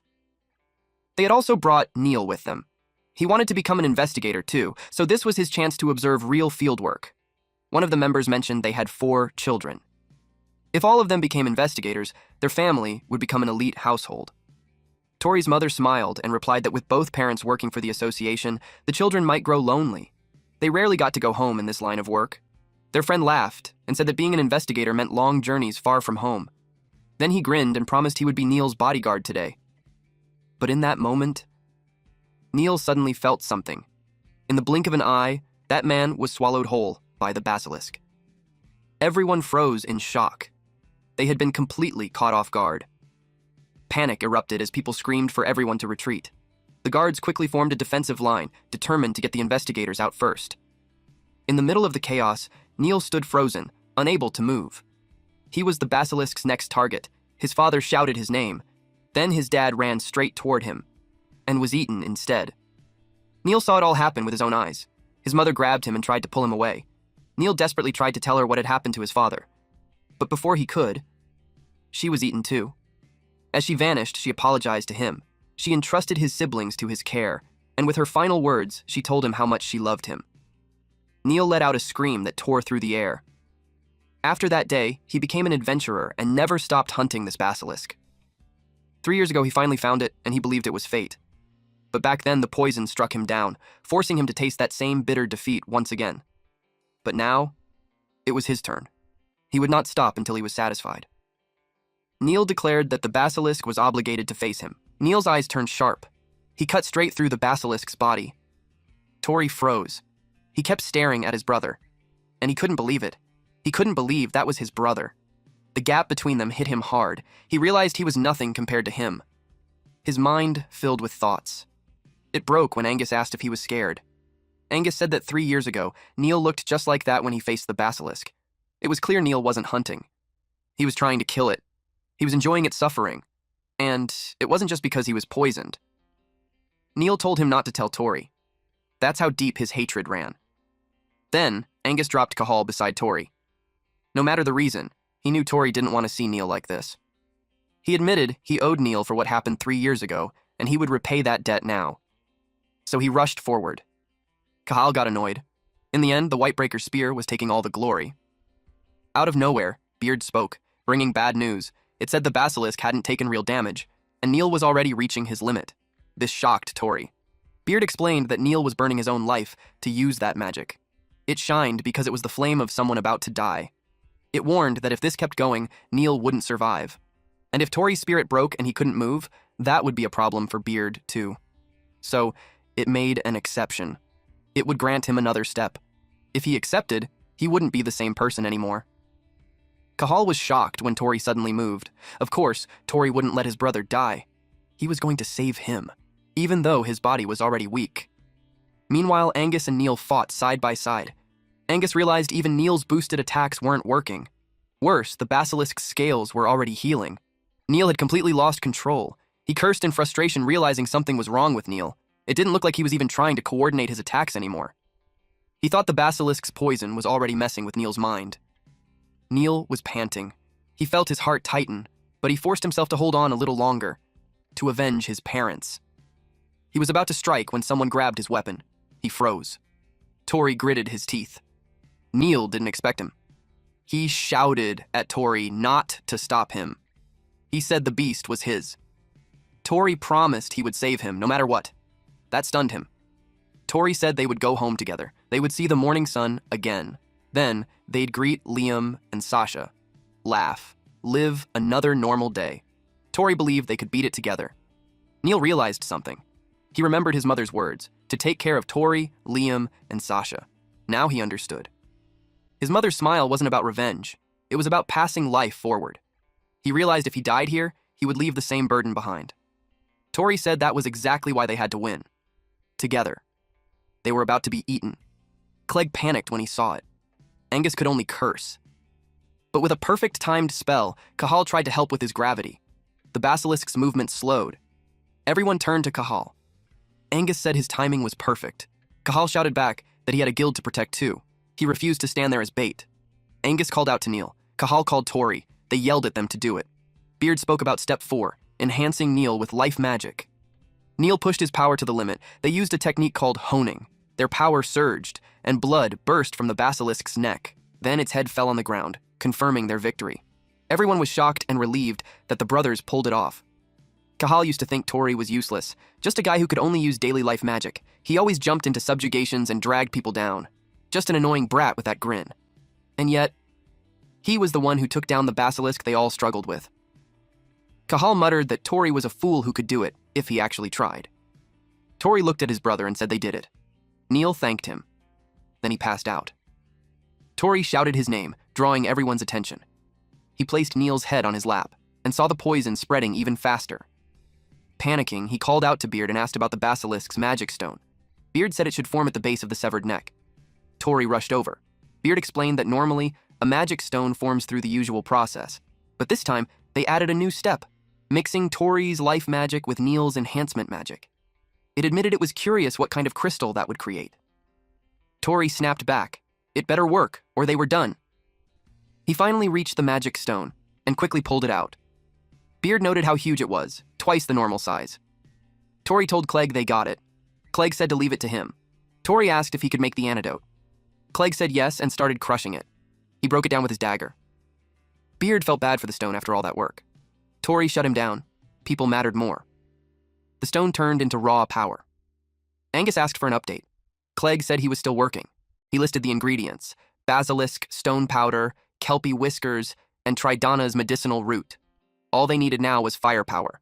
But they ran out. The fight used more firegrass than expected. Tori realized he could help. He offered to use his daily magic to create fire. He focused and activated it, ignite. Nothing happened. Angus saw it right away. He was out of mana. He said those two still needed more training. Then he tossed Clegg some flint and steel. Clegg caught it and said thanks, and sorry. He made the fire by hand. Then he activated alchemy. Light swirled and mixed together, and the vial slowly filled with liquid. Tori asked if it worked. Clegg said yes. With confidence, he said his alchemy never fails. He He promised to cure Neil completely. He made Neil drink it. Neil groaned. Then he threw up and passed out again. Tori asked if that was the poison. He saw the dark marks on Neil's body start to fade. Clegg explained that what came out was a lump of condensed poison that had been eating him from the inside. The damage from all those toxins would take time to heal, but the danger was gone. Hearing that, Tori finally relaxed. He was just glad his brother was alive. Then he passed out and dropped to the ground. Clegg was shocked. Angus suddenly realized Tori had absorbed a huge amount of poison too. He told everyone who could still move to help Clegg. He urged him to keep making the antidote without stopping. Beard spoke quietly. Even the adventure boy had pushed himself too far. Still, it said he did well. But then it noticed something. The basilisk had artificial magic cast on it. And more than that, basilisks usually live deep in forests, far from humans. One showing up here made no sense. It started to feel uneasy. Something big had started moving behind the scenes. The next day, the townspeople began rebuilding their homes. Clegg was on his way to the clinic. The doctor greeted him with a smile as he walked in. He said the medicine was incredible. Everyone who was poisoned was already recovering, with no side effects. Clegg said that was great to hear. The doctor added that this wasn't something you could do with knowledge alone. He said Clegg had real talent in magic. He also heard Clegg had only recently joined Whitebreaker's spear, so he asked who taught him alchemy. Clegg said someone taught him the basics, but after that he learned the rest on his own. The doctor grew curious about who that person was, but Clegg changed the topic. He said he came to check on Tori and the others. The doctor's expression shifted. That worried him. At the tavern, everyone raised their cups for a toast. The place was lively. Cahal talked about how he used gravity magic during the fight. The others praised him, calling him amazing. They shouted that their leader was the strongest. Angus told him he did well, just like he expected from his little bro. Annoyed, Cahal snapped back and told him to stop calling him that. He argued they weren't even trained in the same place. Their argument stopped when someone suddenly pinched Angus's ear. Angus yelled in pain. It was Clegg. He was annoyed they dragged their patients out just to drink. They explained that after a subjugation, they always celebrate everyone's hard work. They added that the Adventurers Association gave them rewards for the emergency mission, so it made sense to celebrate. Cahal complained it was only 1 gold coin each. For a job like that, it felt cheap. Someone pointed out that every guild in town took part in the fight. Then someone placed a hand on Clegg's shoulder. It was Neil. He said that when all the rewards were combined, it was actually a huge amount, enough to buy barrels of good alcohol. Neil showed up carrying exactly that. Clegg watched as Neil joined the celebration with a smile. Neil said it had been a while since he enjoyed this kind of fun as an adventurer. Seeing that, Clegg started to wonder, maybe this was the real Neil. Then he said he came to check on Tori, but now he couldn't understand how things turned out like this. Mina overheard him. He found Tori, sitting there, drinking juice, surrounded by girls praising him nonstop. Clegg called him a creep. Mina warned him that anyone who ruins the mood deserves to be kicked by a horse. She told him to just drink too. Then she added, moments like this were rare, like finding an exotic beast. Clegg couldn't believe even Mina was drunk. He realized a lot of adventurers were like this. A woman excitedly asked Tori to show his life magic since he was so good at it. Caught off guard, he hesitated.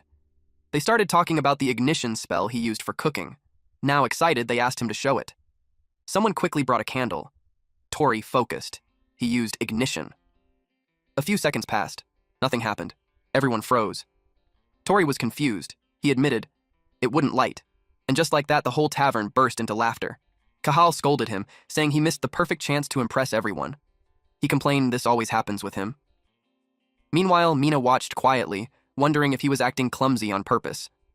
Tori scratched his head and said maybe he was a bit drunk. Then he said he'd go to the bathroom to clear his head. They told him to come back soon. Clegg and Neil saw him walking toward the exit. He felt relieved the moment he stepped outside. Even though the poison was gone, his body still hurt. Looking back, he admitted his fighting was reckless. But he didn't regret it. The town was safe, and his brother was alive. He smiled and muttered that he was glad he gave it everything. He took out the book and thanked Beard. It was all thanks to it. Then Beard spoke. It said it preferred payment over gratitude. He jumped in surprise. He complained that it always showed up out of nowhere. Then he asked what it meant by payment. It was just a book. Why would it need gold coins? Then he asked why he couldn't use life magic anymore. He demanded answers, sensing the book knew something. Beard explained it was a side effect of reaching the fourth step. His magic itself had changed. It said Tori now had to form his magic outside his body instead of inside his head. It told him to try casting it like drawing a circle in the air. Tori followed the instructions, and the magic activated. He used ignition. A beam of fire burst from his fingertip. He froze in surprise. Then, it disappeared. He was both impressed and confused by the power. Beard explained that since the control method changed, the power changed too. It added that his body had also leveled up from the battle. Beard said it was impressive. Then it asked him something. Did this make him want to meet? It told Tori to come find him. That would be his payment. Tori was left confused. Back to their home. Sasha called out to her brother Tori. She jumped onto his sleeping body and greeted him good morning. She woke him up because Liam said breakfast was ready. Still groggy, he greeted them and apologized for oversleeping. Liam greeted him as well. Then he asked Sasha to wake up Neil. Tori apologized for making him cook again, so he helped out. Liam told them to pick up some spices in town if they were going out for monster hunting. Neil arrived and greeted them. He was also impressed with their breakfast. They ate together. Tori felt like their ordinary days had finally returned. Neil had recovered quickly. Sasha and Liam were happy that every day felt bright again. This was the kind of day he had always dreamed of. He prayed for this kind of happiness every single day. But then, he remembered what Beard told him. To come and meet it. That would be his payment. Back then, our boy was caught off guard. He was confused. He questioned it, pointing out that they were already talking. He couldn't understand what it really meant by meeting. It said its real body existed somewhere in this world. Tori was shocked that it was actually human. Beard told him that if he truly wanted to be an adventurer, he should come find it. It told him to search for it while collecting magic crystals along the way. Then Beard abruptly ended the conversation. Tori was left confused by what it meant. Then, he saw something being inscribed on a page. He noticed that the basilisk's data was being added to the grimoire's magic stone section. The basilisk's magic stone was A rank. It was a purple glowing stone that generated steel scale magic. Its selling price ranged from 600,000 to 720,000 gold. Tori exclaimed that an A rank was incredible, and the price was insane too. In his head, he thought Beard was as selfish as ever. Back in the present time, he realized Beard was a real person somewhere in the world, not just a spirit inside a book. Beard had taught him everything, even when it barely knew him. It had also shown him how to grow stronger. Thinking of Beard as a real person, he grew curious about what kind of person he was. He wanted to meet him. 1 week later, Tori was in the market. He saw how busy the townspeople were, rebuilding their infrastructure. He thought about selling the magic stone, but with the exchange post in ruins, that wasn't an option for now. He had the magic stone, but no money. Since then, Beard hadn't appeared again. Because of that, he felt stuck in limbo. He did want to meet him, but he couldn't just leave town. Neil was still recovering, and Sasha and Liam were still kids. Again, he told himself that he still wanted to meet Beard, and he was certain there was a whole world out there he hadn't seen yet. But he couldn't decide. Frustrated, he called himself indecisive. Then he noticed something. Neil was training. He cut a boulder in half. He lifted his axe again, then spun it across his shoulder and arms. He caught it cleanly and struck again. Tori was impressed. When he spoke, Neil noticed him. Neil acknowledged that he was back. He asked how the exchange post was. Tori answered that the area had taken a heavy hit. That led Neil to conclude they would have to hunt and stockpile magic stones for a while. Tori volunteered to go, but Neil answered that it would be good for his rehab. His body was fully healed, so he wanted to rejoin the guild soon. He decided to train more that day to get back in shape. Tori asked if he could train him too. Neil didn't expect that. Tori felt embarrassed as he admitted he was a bit rusty and wanted to move again. Plus, he wanted to see how much stronger he had become. Neil accepted. Tori used a stick for their spar. He charged at Neil, and Neil used the handle of his axe to block it. Neil noticed that Tori's wound had healed. Tori confidently said yes. Neil sidestepped his next attack. Then he spun his axe and knocked the stick away. Tori couldn't land a single hit. He realized just how strong Neil was. Every move he made was being read easily. It made him think it would be better not to go, so he wouldn't just make everyone worry. Watching Neil read all his moves made him question if someone like him could even survive out there. He knew there was no way someone that weak could win. For a moment, he even thought about giving up. Neil called his name, then attacked. The strike broke Tori's stick and pushed him backward. Tori grabbed his arm. Neil pointed out that he was thinking useless thoughts again. Tori was surprised. Neil might not know what was bothering him, but he said that if he stayed half-hearted, he would never take his first step. He told him it was okay to feel lost sometimes, but he needed to stop hiding things. He told him to move forward with everything he had. Neil urged him to show all his strength. Neil and Tori fell silent. Tori was deep in thought. He told Neil that he was incredible. He admired how he could figure things out from just a short fight. Then he decided not to hide anything anymore. Neil didn't expect that. Tori touched his necklace. He shared that the necklace Neil gave him allowed him to meet Beard. He even thought that Neil was the one who was supposed to find the book. Then he asked if Neil was willing to hear everything. He had a lot to say. Neil, of course, was ready to listen. So Tori told him everything. He talked about the book he found in the cave. He explained how to obtain magic crystals, and the magic connected to them. He even shared that Beard told him to come find him. But he still didn't know where Beard actually was. Through it all, Neil simply sat there and listened. He didn't interrupt even once. Neil realized that the world was full of strange things. He knew the magic necklace had that kind of power. He said the world was filled with things he never knew about, especially magic like that. He found it troublesome that Beard told Tori to come find him without saying where. To him, that sounded arrogant. Tori agreed that Beard was a selfish, overbearing jerk.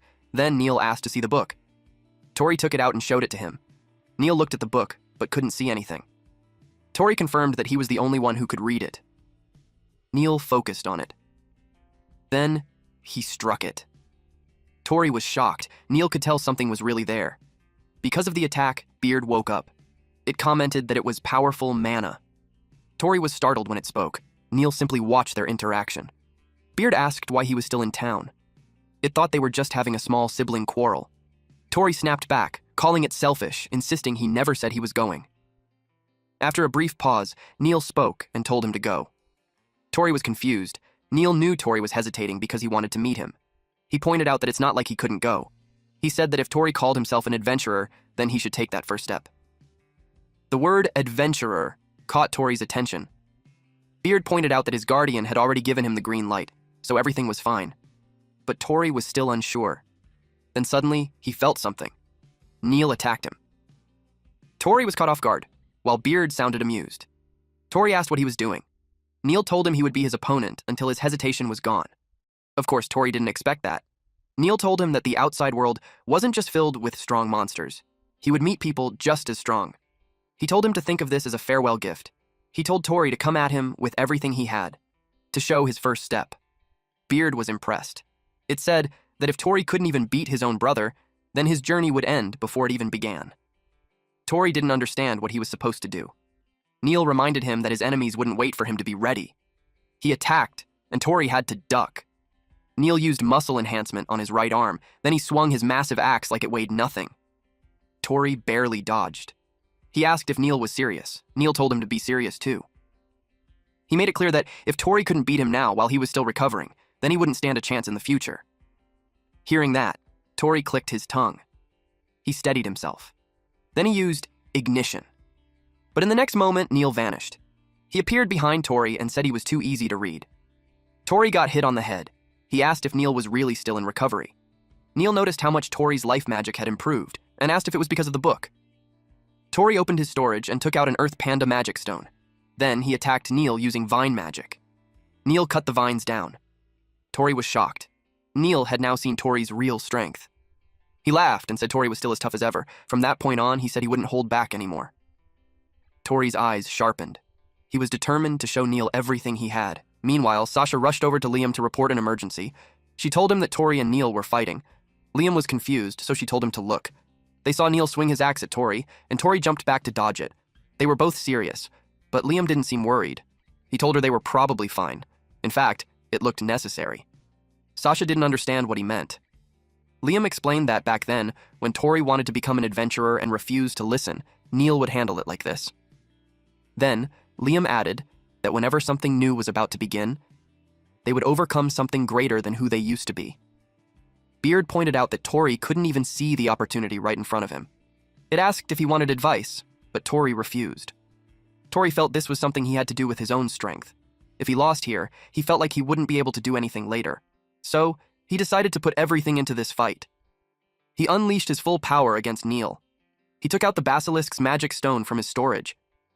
Then he used its steel scale magic on his right hand. His hand turned into a basilisk's claw. Neil tried to strike it with the back of his axe. It held firm, but Tori struggled to control the magic stone. It was too large. Still, he believed that with this power, he could finally fight Neil on equal footing. He declared he was coming. Then he charged forward. Neil watched him closely, but Tori tripped. He crashed to the ground. Then he realized his brother had disappeared again. Neil appeared behind him, the blade of his axe stopping just an inch from Tori's face. Just as Tori expected. He couldn't win. Neil let out a breath. Then he burst into laughter. He admitted that Tori had gotten stronger. Tori didn't expect that from him. Neil pointed out that there was a gap in experience between them. But if Tori had mastered the power of the magic stone, the outcome of the match would have been uncertain. He found it impressive that Tori could even block his axe. Because of that, he felt reassured sending him off. He told Tori to go and see the outside world. Tori was speechless. Neil continued, saying he should go not as Neil's brother, but as a full-fledged man, because he had the potential to become the strongest adventurer. Beard added that it was great he had his big brother's approval. Tori admitted that he didn't know anything about traveling. He didn't even know where to begin preparing. On top of that, he couldn't stop thinking about Sasha and Liam, who were still kids. And Neil had only just recovered from the basilisk's poison. He didn't want to cause trouble by doing whatever he wanted. Then he was caught off guard. Liam told him they would be fine. They could handle chores using the life magic he taught them. Sasha added that Neil would earn money since he was already training again. She happily shared that she could use ignition now too. Liam smiled and said they wanted to hear his adventure stories when he came back. Tori was moved, but he still looked panicked. Liam was confused. Tori admitted that he didn't know where he should go. He couldn't leave town with that kind of mindset. They couldn't believe that was what he had been worrying about. But Tori quickly denied it, saying that wasn't all. His biggest concern was still the family, and he couldn't just leave without a plan. Neil brought up what the book said about collecting magic stones. Tori agreed that Beard sometimes spoke on a whim. Neil suggested he head to the royal capital, Leorga. Hearing that, Tori repeated the name in surprise. Neil explained that the person who gave the necklace said they came from Leorga. So that would be the best place to start looking for clues. Tori asked for that adventurer's name, but Neil couldn't remember it. Beard cut in, saying there was interference magic. Tori was surprised. It explained that the person didn't want their identity to be known. That kind of magic existed. Even Beard didn't know who gave the necklace. Tori thought that if he could trace the origin of the magic stone in the necklace, he could get closer to Beard's location. He finally smiled. He had made up his mind. He would go to the royal capital, Leorga. With excitement, he told Beard that he was setting off on a journey to meet him. Moments later, Tori ran through the streets shouting Angus's name. He was searching for him. Frustrated, he said he couldn't find him anywhere, even after checking the whole town. Clegg heard him. Clegg told him to quiet down. Tori replied that he'd been looking for Angus this whole time. Clegg asked what business he had with him. Tori revealed that he's going on a journey, and Neil advised him to meet Angus for guidance. Clegg's brows furrowed at that. Tori declared that he'd be setting out to find a soul stone and become a solo adventurer. Then he added that Angus had traveled all over the world before creating the Whitebreaker's spear. Because of that, he wanted to learn from him and prepare for the journey ahead. Clegg simply said, "That's what they all say, Angus." Right then, Angus popped out from a barrel beside Clegg and yelled at him not to expose him. Tori asked what he was doing there. Angus explained that Neil told him to hide so Tori could get some practice searching for people. Tori looked confused. Angus hesitated to explain further. A while earlier at the tavern, they were talking about Tori's plan to leave on a journey. Angus thought it was great, but Neil said it wasn't that simple. He brought up Tori's power. He was concerned about the strange magic he was using. Angus noticed that it looked like Tori was using magic through a magic stone, but not a normal one. It was powerful enough to attract attention from the kingdom itself. He pointed out that they had already confirmed that during their spar. Neil said that kind of power was too great to keep hidden in their small town. He added that someone who had taken interest in Tori had already brought up the idea of a journey. So he planned to take advantage of that opportunity. Angus realized that Neil intended to let Tori leave before rumors could spread. He commented that Neil was a thoughtful brother. Then he asked what Neil needed from him. At the present moment, Angus admitted he thought he would be asked for something cooler. Tori felt apologetic toward him. Then Angus blamed Clegg for spilling the beans. Clegg replied that he also had business with Angus. He casually said that he was going on a journey with Tori. Tori and Angus were stunned. Then Cahal suddenly showed up and loudly asked if they were going on a journey too. After the preparations, they were seen off at the village entrance. Neil asked Tori if he had forgotten anything. Tori replied that he was all set since he prepared well. Angus asked if he had the travel book he gave him. Tori took it out and said yes. Tori then asked Clegg if it was really okay for him to leave town. He remembered that his brother had been sick. Clegg answered that he had recovered thanks to the basilisk's magic stone. Then he thanked Tori for it. Tori said it was nothing, but he found it strange that Clegg was being unusually honest. Mina reassured Tori that his brother and sisters would be taken care of by the town's guild. She told him to enjoy his journey to the fullest. Tori started to apologize, but she stopped him and said that a thank you was enough at a time like that. Tori smiled and thanked her sincerely. He then told Clegg to thank Mina too. Clegg thanked her and promised to send his brother's living expenses every month from his guild savings. Mina said goodbye to Tori. She also mentioned how much they had helped the town. Tori simply smiled. Sasha walked up to her brother and handed him a set of straw dolls. He asked what it was. She told him it was an amulet. She explained that it was from her, Neil, and Liam, so Tori wouldn't feel lonely because they would always be together. Tori was touched. He patted her head and told her he would come back after traveling the world. Sasha asked if that was true. He promised that when he returned, he would tell her lots of amazing travel stories. He also told Liam to look forward to it. Liam said he would be waiting. Sasha hugged Tori. Liam held back his tears. Neil wore a quiet, sad smile, while Tori grinned widely. Tori and Sasha made a pinky promise. Meanwhile, Angus was crying hard, muttering that having siblings was great. Neil told him not to cry more than him. Tori told everyone that he was heading out, and with that, he began his journey. He left town to meet Beard. A few moments later in the forest, he heard rustling. Suddenly, Cahal jumped out and shouted at him. He accused Tori of being a fraud and a weak life magic user. He warned that the next time they met, he would expose his useless magic. Tori was startled. Cahal complained that he planned to use Tori more, yet he just left on a journey. He warned him not to come running back in tears. After saying what he wanted, Cahal said goodbye and left. Tori was left confused. Clegg said that was probably just Cahal's way of encouraging him. That made Tori smile. He decided he had to do his best. As they walked through the forest, Tori asked why Clegg suddenly decided to join him. Clegg said he would be too vulnerable alone. He also pointed out that Tori would feel safer with him around. That made Tori wonder if he was really that worried. Clegg added that he already had something to look for and had planned to leave town anyway. Curious, Tori asked what he was searching for. Clegg answered that it was his origin. Tori was speechless. Then, the rustling bushes caught his attention. He thought Cahal had come back to say more. He called out his name, but Clegg suddenly yelled at him not to move. Tori froze, confused. Then he felt it. He asked what it was. His face turned tense while Clegg grew serious. Something was behind the trees. Some creatures emerged from the darkness. Tori was surprised to see those monsters. Clegg immediately recognized them. They were vampiric monsters, superbats. Tori was confused about the vampiric part, so Clegg explained, those creatures didn't just suck blood from their prey. They could share the magic they drained from one individual across the entire swarm. Tori couldn't believe it. Clegg added that even if they drained Tori's magic, it would only give them a small boost. Tori called him out for mocking him, but Clegg warned that if they drank his blood, they would grow 5 times stronger and attack even more aggressively. Tori told him to make sure that didn't happen. He couldn't help but be impressed. Clegg was like a walking monster encyclopedia. Clegg told him it wasn't the time for that. The creatures shrieked and lunged at them. Clegg pulled out slime magic stone powder and bright worm magic stone powder. He shouted for them to mix. The reaction created a glowing potion. The flash of light blinded the bats and they dropped to the ground. Tori asked if they were weak to light. Clegg confirmed it. They would be too dazzled to move. Then Clegg struck them down. Tori picked up something new from that. Beard sounded amused. It noted that the enemies were superbats. It said they should begin immediately and was about to explain the steps. But Tori stopped it. He admitted the situation was bad, but he wanted to fight without relying on Beard this time. Beard agreed and let him handle it his way. Tori was surprised at how easily it agreed. Beard reasoned that since he had already defeated a basilisk, this should be simple. It was showtime.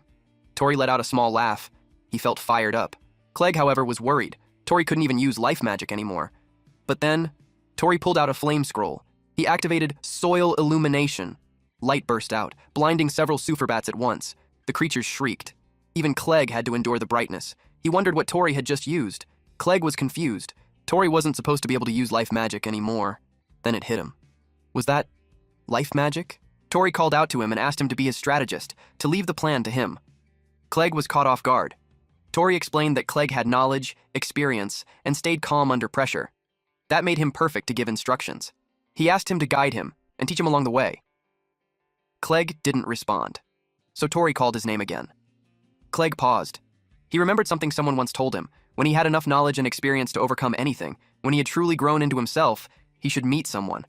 He had once been someone's strategist. That memory made him smile. He agreed. Tori was surprised by the sudden change in his expression. Clegg told him that in exchange, Tori would be the infantry, and he had to follow every instruction exactly. Tori questioned why he had to be the infantry. Clegg told him to stop talking. Beard laughed, clearly amused by the dynamic. It said this was an interesting partnership. It would sit back and watch from the best seat. Tori told it to stay quiet since it couldn't even see Clegg. Then suddenly, they both reacted. The Superbats were coming back. Tori noticed their numbers had increased. Clegg asked if his other life magic spells, aside from illumination, were stronger too. Tori said yes. There were different kinds now, but they needed extra steps just to gain a small boost. Clegg said that compared to the basilisk, these things were nothing but gnats. Tori said he was counting on him. Then suddenly, Clegg scratched his arm. Tori was alarmed. He asked what he was doing. Clegg reminded him that Superbats were vampiric monsters, and his blood was packed with magic power. To them, it was the ultimate feast, and with that, he planned to wipe them out. Clegg took out mandrake powder and dried mint. He smashed the vial onto the ground. The strong smell instantly caught the attention of the Superbats. Every single one of them flew toward the spot where the vial shattered. Tori stared in shock. The monsters were actually retreating. Clegg explained that Superbats were extremely weak against powerful smells. He told Tori to carefully watch their movements. Tori immediately focused, and soon, he sensed where they were heading. The cave. Clegg then threw another vial filled with his own blood. He aimed directly at the cave entrance. The vial shattered the moment it hit. In an instant, all the Superbats rushed toward the cave. Tori quickly understood the pattern in their movements. Clegg shouted that he was counting on him. At that moment, Tori finally realized the entire plan. He would use his life magic to completely destroy the nest, and once the monsters gathered together, he would release the spell at full power. Our boy immediately created a huge-ass magic circle. Beard looked amused as the magic circle formed in front of them. Tori concentrated all of his power into it. Then he unleashed ignition. Flames exploded violently through the cave. The Superbats were instantly swallowed by the fire. Even Clegg stared in awe. The cave continued burning non-stop. Tori nervously asked if it had worked. Clegg grinned and answered yes. The two of them immediately smiled and exchanged a fist bump. Beard suddenly asked whether they weren't going to collect the magic stones. Tori instantly remembered the Superbats' magic stones. He hurriedly gathered the remains into his hands. Then his expression froze. The magic stones had not crystallized at all. Tori could only stare in despair. Clegg looked confused and asked whether monsters were supposed to leave behind magic stones after being defeated. Tori relayed the question to Beard. Beard admitted that it had assumed the same thing too. It then pointed out that this was exactly why Tori needed to follow the proper harvesting procedure properly. Tori immediately warned Beard not to casually talk in front of Clegg. But before they could continue arguing, Beard suddenly asked another question. Was it really okay to leave the cave burning like that? The moment they looked around, their faces turned pale. Even the forest had started catching on fire. Clegg cried out that this was bad. He complained that Tori's magic was way too powerful. He reminded Tori that he had specifically said he was counting on him. Beard asked whether this was really the time to argue. It pointed out that their escape route was already completely blocked by the flames. Tori immediately shouted back and asked if this was seriously the time to keep arguing. The fire around them continued growing larger. Tori panicked and asked whether Clegg had any magic capable of putting the fire out. He asked if Clegg could at least use water magic or something similar, but Clegg replied that he could only use life magic. Then suddenly, an idea flashed through Tori's mind. If it was a preservation-type spell, then maybe it could work. Tori immediately got to work. By now, his life magic had already reached a fairly advanced level. Clegg suddenly felt the surrounding air turn cold. Even Beard looked amused. Tori activated the spell. Chill. A massive magic circle spread across the sky above them, and moments later, ice began raining down from the air. The surrounding trees rapidly froze solid. The flames were instantly extinguished. Tori sighed in relief. The fire was finally gone, but now the three of them were left shivering from the freezing cold. Clegg complained that Tori had frozen literally everything around them. Tori awkwardly admitted that he still couldn't control the spell properly. Then suddenly, a voice echoed nearby. She declared that she had finally found them. At the same moment, a spinning shield wrapped in chains flew straight toward them. Clegg noticed the attack first. He immediately grabbed Tori and pulled him away to evade it. Tori stared in shock. The spinning shield slammed into the ground with terrifying force. The impact alone caused the earth to cave in. Tori looked completely confused as he stared at the strange weapon. Then the attacker finally revealed herself. She angrily demanded to know if they were the ones responsible for creating this disaster. Tori and Clegg were both too stunned to even respond.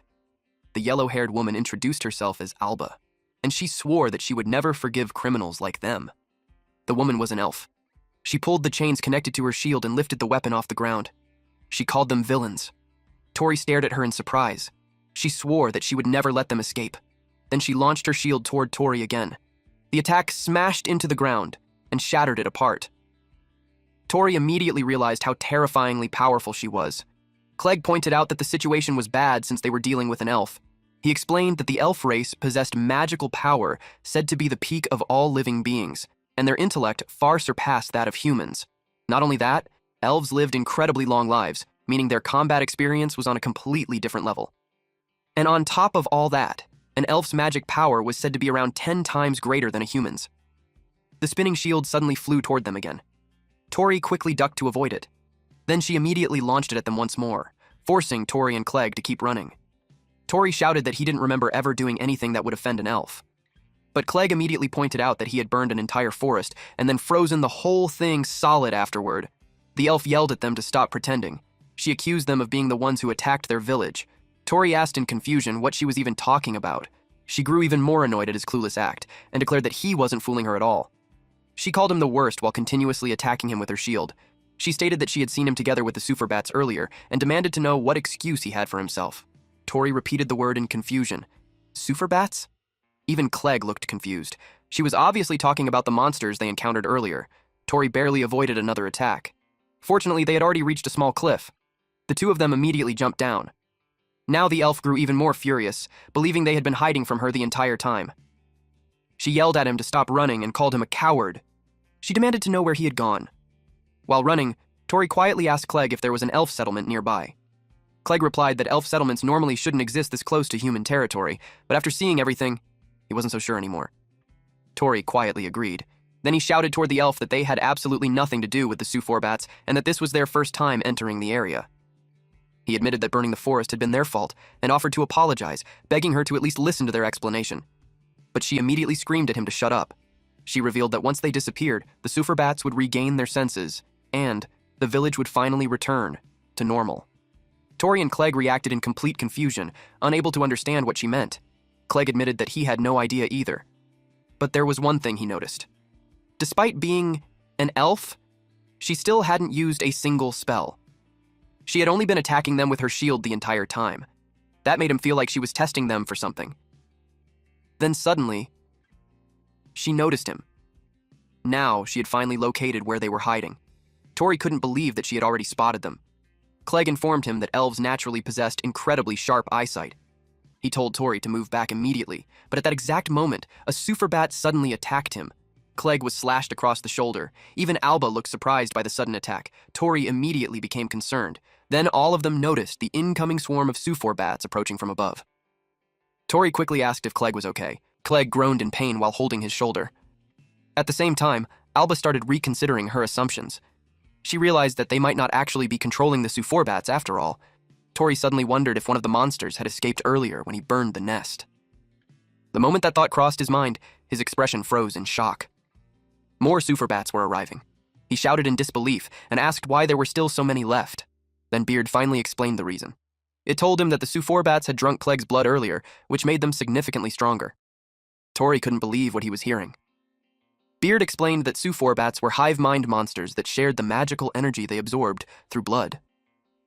The one that escaped after Tori used life magic most likely spread that power to the rest of the swarm, and now the entire group had regrouped and returned while following the prey their comrade had discovered. Tori stared in disbelief. Then Beard added another terrifying detail.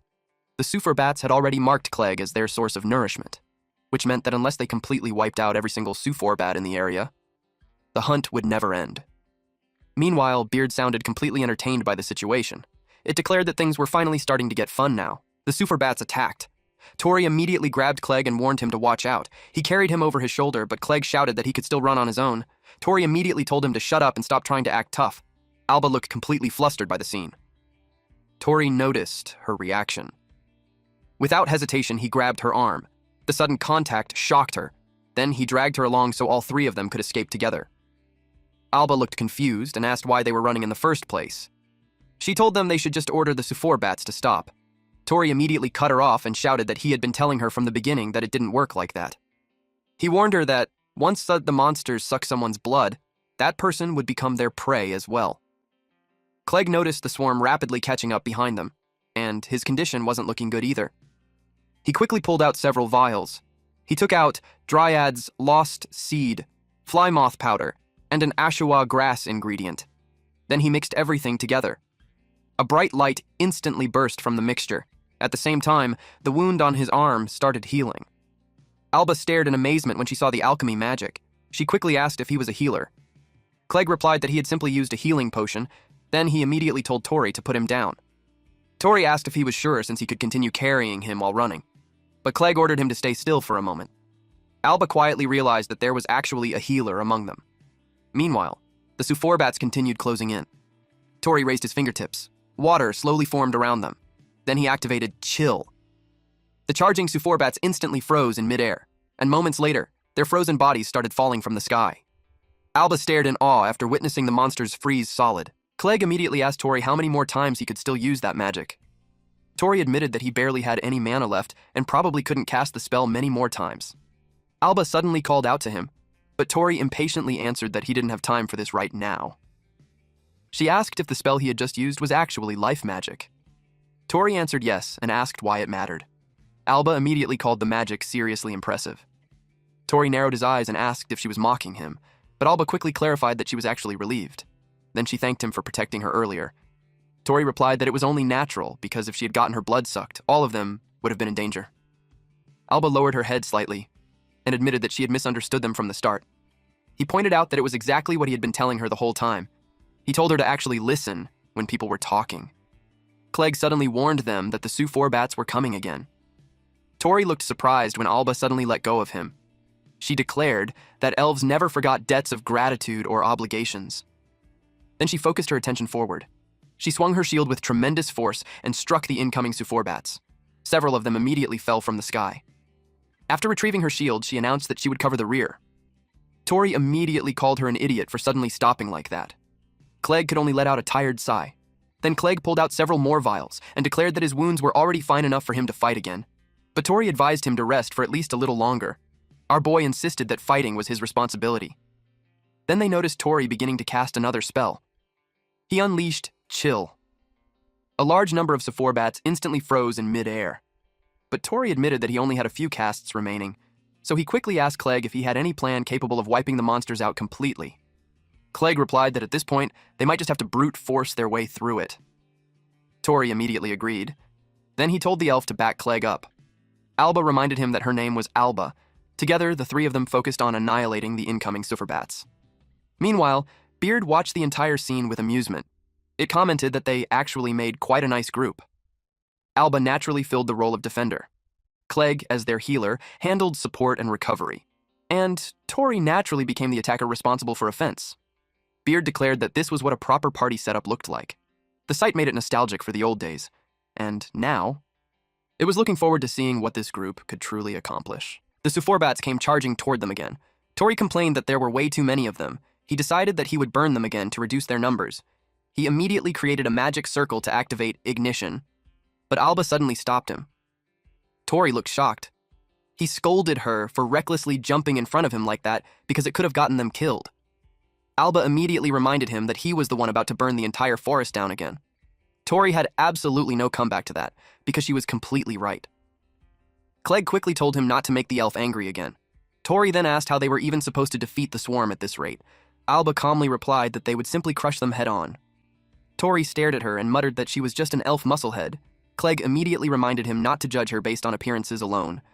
Meanwhile, the number of superbats continued increasing. At this rate, their mana would eventually run out completely. Clegg pointed out that Alba's attacks were currently buying them valuable time. But even so, he had no intention of forcing a single elf to handle everything alone. Then, he cast Dissolve. His plan was to first create an opening in the swarm. Together, he and Alba charged directly into battle. Meanwhile, Tori was left standing behind them while watching the fight unfold. With the current level of his life magic, he knew he could definitely wipe out the entire forest if he wasn't careful. A Heinta ignition always burned everything surrounding it, and he wasn't confident that he could successfully cast Kurisu Chill one more time afterward. That meant he couldn't use his strongest finishing move life magic right now, but at the same time, he also understood that Alba and Clegg didn't possess unlimited stamina either. Then Beard suddenly spoke up and asked what exactly he was hesitating for. Tori looked surprised after hearing him. Beard reminded him not to forget that he already possessed real power. Those words immediately made him think deeply. First, he considered Eat's Planda's Vine magic. Second, Rockbird's Wingbeat magic. Third, the Steel magic scale. He wondered which magic crystal would be best suited for handling a massive swarm during a prolonged battle. That thought led him to open the encyclopedia page. As he flipped through it, his eyes suddenly stopped on a particular entry. He quietly wondered if he could actually use it. Then he slowly looked around. Clegg noticed the change in his expression and immediately realized that Tori was probably about to try something crazy again. Clegg asked Tori what was wrong. Tori remembered the cave from earlier and asked Alba where the superbats originally came from. Alba answered that their nest was located above the cliff nearby. She also reminded them that later they'd be helping her restore the frozen forest. Tori suddenly bit his own forearm and made it bleed. He intentionally tried to attract the superbats with his blood, but nothing happened. Tori quickly realized that his blood barely contained any mana, so it wasn't effective bait at all. Clegg immediately shouted that the exact same plan had already failed earlier. Tori muttered that the superbats were greedy little monsters. Then something suddenly clicked in his mind. The monsters weren't attracted to blood itself, they were attracted to mana. He immediately unlocked his storage. Then he pulled out Rockbird's magic crystal. The moment the crystal appeared, the superbats instantly went into a frenzy. Tori continued holding the crystal in front of them, and as expected, the entire swarm started chasing him. After all, mana crystals were basically pure mana lamps to creatures like them. Then he moved to the next step of his plan. Without warning, he grabbed Alba's arm. The sudden action startled her. Tori quickly apologized and told her to just cooperate with him for now. Clegg immediately demanded to know what he's planning. Tori simply told him to trust him and declared that he'd leave the rest to Clegg afterward. He also told him to come once everything was over. Tori thought to himself that if the superbats were fed mana-rich blood, they'd continue multiplying endlessly. And since he couldn't freely use large-scale magic right now, there was no way to shake them off normally. Then he activated Wingbeat magic. Alba stared in disbelief when she saw him using magic to fly through the air. She genuinely wondered what kind of insane person this guy was. Meanwhile, Tori confirmed that the superbats were following him perfectly. Soon, he found the cave again. Then he immediately dove straight inside. Tori ordered Alba to guard the entrance until every last superbat entered the cave. Alba looked completely confused. But since the swarm was rapidly approaching, she focused on defending instead. She spun her shield rapidly, creating a defensive barrier around them. Then she demanded to know what exactly he was planning to do in a place like this. Tori prepared to cast another spell, but just before activating it, he stopped for a moment and admitted that he was about to do something incredibly reckless. And according to him, the final step depended entirely on Clegg. Alba had absolutely no idea what he was talking about. Then she noticed even more superbats pouring into the cave. She declared that every nearby superbat had already gathered inside. Tori apologized to her in advance for dragging her into this mess. Then, he confidently assured her that everything would definitely work out somehow. That reassurance only made Alba even more nervous. Tori admitted that the monster he was about to use was an enormous pain to deal with, which was why he originally didn't want to rely on it. Then he activated Strala's storage unlock and called forth the basilisk's magic crystal. Tori declared that the rest was now in the strategist's hands. Then he unleashed deadly poison magic. Poison rapidly filled the entire cave. After the Suforbats were completely dealt with, Tori suddenly got smacked on the head hard enough to leave a huge bump. Naturally, the one who hit him was Clegg, who looked genuinely furious. Tori awkwardly tried to laugh the situation off. Clegg stated that every Suforbat in the area had been wiped out by the poison. Then he demanded to know what Tori would have done if he hadn't been there to save him afterward. Tori immediately answered that he completely believed Clegg would rescue him no matter what. He confidently declared that he trusted him entirely. Clegg became completely speechless after hearing that. Tori then pointed out that somehow they still managed to pull everything off in the end, and that was what truly mattered. Alba immediately shouted at him, asking how this situation was possibly something worth celebrating. She angrily complained that she had nearly died because of that idiot. Then she outright called Tori complete trash. She loudly declared that she absolutely refused to forgive him. Clegg immediately agreed and stated that he wouldn't forgive him either. Meanwhile, Tori continued insisting that they technically won in the end, but Alba refused to let the matter go so easily. Moments later, Tori held the remains in his hands, but the moment he touched it, the material crumbled back into ordinary sand again. He sadly realized that turning it into a proper magic crystal really wasn't easy. Clegg asked if he had failed again. That was when Tori learned that creating magic crystals wasn't guaranteed to succeed every time. Suddenly, they heard a scream nearby. Tori immediately reacted in alarm. The surrounding trees looked terrible. Alba quickly informed them that the forest was rotting this time. Tori immediately realized that the damage came from the basilisk's poison.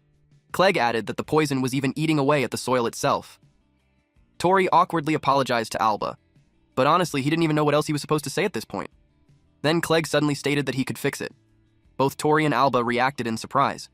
Tori immediately asked if that was actually possible. Clegg explained that antidotes work by breaking down poison itself. Whether the poison existed inside a person or inside the ground, the basic principle remained the same, and according to him, the current damage was still manageable. Alba immediately became interested. Clegg then poured the antidote directly onto the contaminated soil. Alba looked surprised. Clegg asked her how it looked now. He confidently stated that the poison inside the ground should already be gone. Alba confirmed that the poison had definitely disappeared, but the forest still hadn't completely returned to normal. In the end, she simply said that it was fine. Although honestly, she admitted that she had expected him to restore things more perfectly. Both Tori and Clegg immediately fell silent. Tori quietly admitted that the entire situation was his fault. Then he turned toward Clegg for help again, but Clegg apologized and admitted that this was already the limit of what he could currently do. Tori quietly answered that he understood. Then suddenly, Beard spoke up. It reminded Tori that evolved magic existed for situations exactly like this. Tori nearly jumped after suddenly hearing Beard's voice again. He immediately panicked and loudly announced that he suddenly needed to go to the bathroom. Alba looked confused and asked what was wrong with him. Meanwhile, Clegg narrowed his eyes suspiciously. Once Tori finally got away from the others, he immediately scolded Beard and told it not to suddenly talk while he was around other people. But Beard calmly replied that it was about to show him what "it's fine" actually meant. Tori looked confused. Beard proudly declared that it had already cleaned up after Tori countless times before, and according to it, this was finally the perfect time for a long overdue lesson. Then it simply told him to synthesize it. Tori immediately asked what exactly he was supposed to synthesize and how. Of course, Beard was talking about the Suforbat's magic crystal. Tori looked even more confused because every single magic stone he touched immediately turned into sand. But Beard explained that this was exactly why synthesis was necessary in the first place. Tori somehow became even more confused afterward. Then Beard officially began what it proudly referred to as Chapter 6, How to Synthesize a Suforbat Magic Crystal. Moments later, Tori somehow ended up holding a frying pan and a spoon. He was even wearing an apron and a chef's hat, making him look like a completely misplaced chef. Alba immediately looked annoyed. She genuinely thought he was messing with her at this point. But Tori quickly insisted that he seriously wasn't joking around. Then he quietly asked Beard if he really needed to wear such a ridiculous outfit. But Beard calmly replied that if he looked the part, then he would naturally fit the part too. Tori became annoyed after discovering that the outfit was apparently only meant to improve motivation. Beard told him that they should begin. Step 1 was gathering the Suforbat's magic stone. Step 2 was simmering it gently. For that step, Tori used the life magic skill, Warming, and step 3 was cooling it slowly. For this part, Tori activated Chill. After that, the process was complete. Alba stared at him in confusion and asked what exactly he had just done. Tori casually replied that since it was life magic, pretty much anyone should be able to use it. Alba was about to call it amazing. But before she could finish, Clegg suddenly questioned whether she truly believed that. Then Clegg focused on the object in Tori's hand and asked if it was really a Superbat's magic crystal. Tori explained that he had suddenly remembered the proper method midway through the process. Clegg still looked suspicious since Tori completely failed earlier. But, regardless of how it happened, the result was still useful for them. Then Tori noticed something nearby. He pointed out that there was still some left. Both Alba and Clegg reacted in confusion. Tori was referring to a flower. He gently pressed the Superbat's magic crystal against it. Then he activated synchronization magic. The entire area suddenly glowed brightly. Alba stared at the scene in shock. Flowers rapidly bloomed throughout the vast field around them. Alba couldn't believe that the dead flowers had actually come back to life. Tori explained that since Superbats shared a hive mind, he used that same principle to synchronize the healthy flower with all the withered ones nearby. Although technically, he clarified that he had only cloned identical versions of the plants for now. But eventually, those flowers would create seeds, new sprouts would grow, and the next generation would slowly restore the entire forest again. This was what Beard meant earlier by saying, "It's fine." Suddenly, Alba started crying. Tori immediately panicked and worried that maybe what he did somehow wasn't enough. He awkwardly apologized and admitted that this was currently the best he could manage. But to his complete surprise, Alba suddenly screamed that it was way too amazing. She immediately bombarded him with questions without even giving him time to respond. She asked if this was really life magic. She asked if beginner magic was truly capable of doing something like this, and most importantly, she desperately asked how he even managed to pull it off. Then, suddenly, she asked him to become her magic teacher. Tori looked completely confused. Moments later, we saw both Clegg and Tori were left stunned and speechless. Apparently, Alba couldn't use magic at all. Tori and Clegg genuinely couldn't understand how that was possible for an elf. Alba explained that she was currently traveling around for training, and she believed that if she traveled alongside an amazing teacher, then eventually she would learn magic too. Tori immediately told her to wait a second and loudly insisted that there was no way he could become anyone's teacher. But Beard calmly told him that it was fine, since he had already earned Alba's trust anyway. Tori immediately whispered back and told Beard to stop casually saying whatever it wanted. He asked Alba if she encountered the Suforbats during her training journey. He remembered her mentioning earlier that the monsters were attacking a village. Alba explained that she had stopped by a nearby village when one of her friends was suddenly attacked by Suforbats. Clegg immediately asked whether this friend was also an elf. Alba answered yes, but she added that it wasn't only her friend suffering there. A huge number of people in the village had already been affected. She explained that the victims all had their blood drained and were left bedridden afterward. That was the reason she tracked down the Suforbat nest in the first place.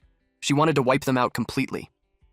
But even then, she could still tell that something felt wrong about the situation, even after destroying the nests and exterminating the monsters for years. The villagers' symptoms never completely disappeared. Hearing that, Beard immediately realized something. It suspected that someone might be intentionally using the Suforbat's synchronization ability. Tori looked shocked after hearing Beard's conclusion, and without realizing it, he accidentally blurted the thought out loud. Naturally, both Alba and Clegg heard him. Clegg immediately stated that because of the hive mind, even if only one Suforbat survived, the entire swarm could eventually multiply all over again. Alba slowly realized what that implied. She asked if someone was deliberately making the Suforbats attack villages on purpose. Beard suspected that the goal was most likely gathering massive amounts of magical energy, although even it had no idea what someone would need that much power for. Still, Beard warned Mr. Adventurer, also known as Tori, to stay extremely careful, because something unimaginably evil might be hiding behind the Suforbats. Meanwhile, somewhere far away, cigarette butts were piled high inside an ashtray. A man wearing a bird mask quietly wondered what was happening. Then he noticed something strange. The number of Suforbats under his control no longer matched up. Back to our MC. Tori finally found something important. He happily recovered his backpack, which contained all of his food, clothes, maps, and other supplies. Meanwhile, Clegg managed to recover his belongings as well. Alba then asked if they were truly planning to travel with her. After all, she already knew that the two of them were travelers themselves. Tori replied that while they were indeed traveling, they didn't actually have a fixed destination anyway. And more importantly, Alba's friend was currently in trouble. He believed that Clegg would probably agree to help too. The moment he looked over, he noticed Clegg quietly sighing. Tori immediately asked if he was okay. Clegg immediately blamed everything on him. He complained that Tori kept recklessly throwing around flashy life magic, while also failing at making magic crystals in the weirdest possible ways. At this point, he genuinely needed some proper rest. Then Clegg told Alba to lead the way and declared that he would even cover the inn fees. Alba immediately asked if he was serious. She reminded him once again that elves never forgot debts of gratitude or obligations. Then she excitedly invited her master to head out together. Tori immediately protested and loudly declared that he never agreed to become her master. Meanwhile, Clegg stayed quiet for a moment before suddenly grimacing in pain. It looked like his injured arm was still bothering him. Eventually, the group crossed a river. Then they carefully walked along the side of a cliff before finally reaching the top. Ahead of them stood a village. And surprisingly, it looked fairly large and well-developed. Alba quietly commented that it used to look even better. Once they finally arrived, the entire place felt deserted. Tori stared around in disbelief.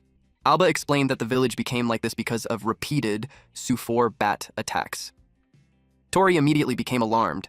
Alba shared that not too long ago, the village had still been lively and full of people, but around this period, the Sufor bat suddenly started attacking non-stop.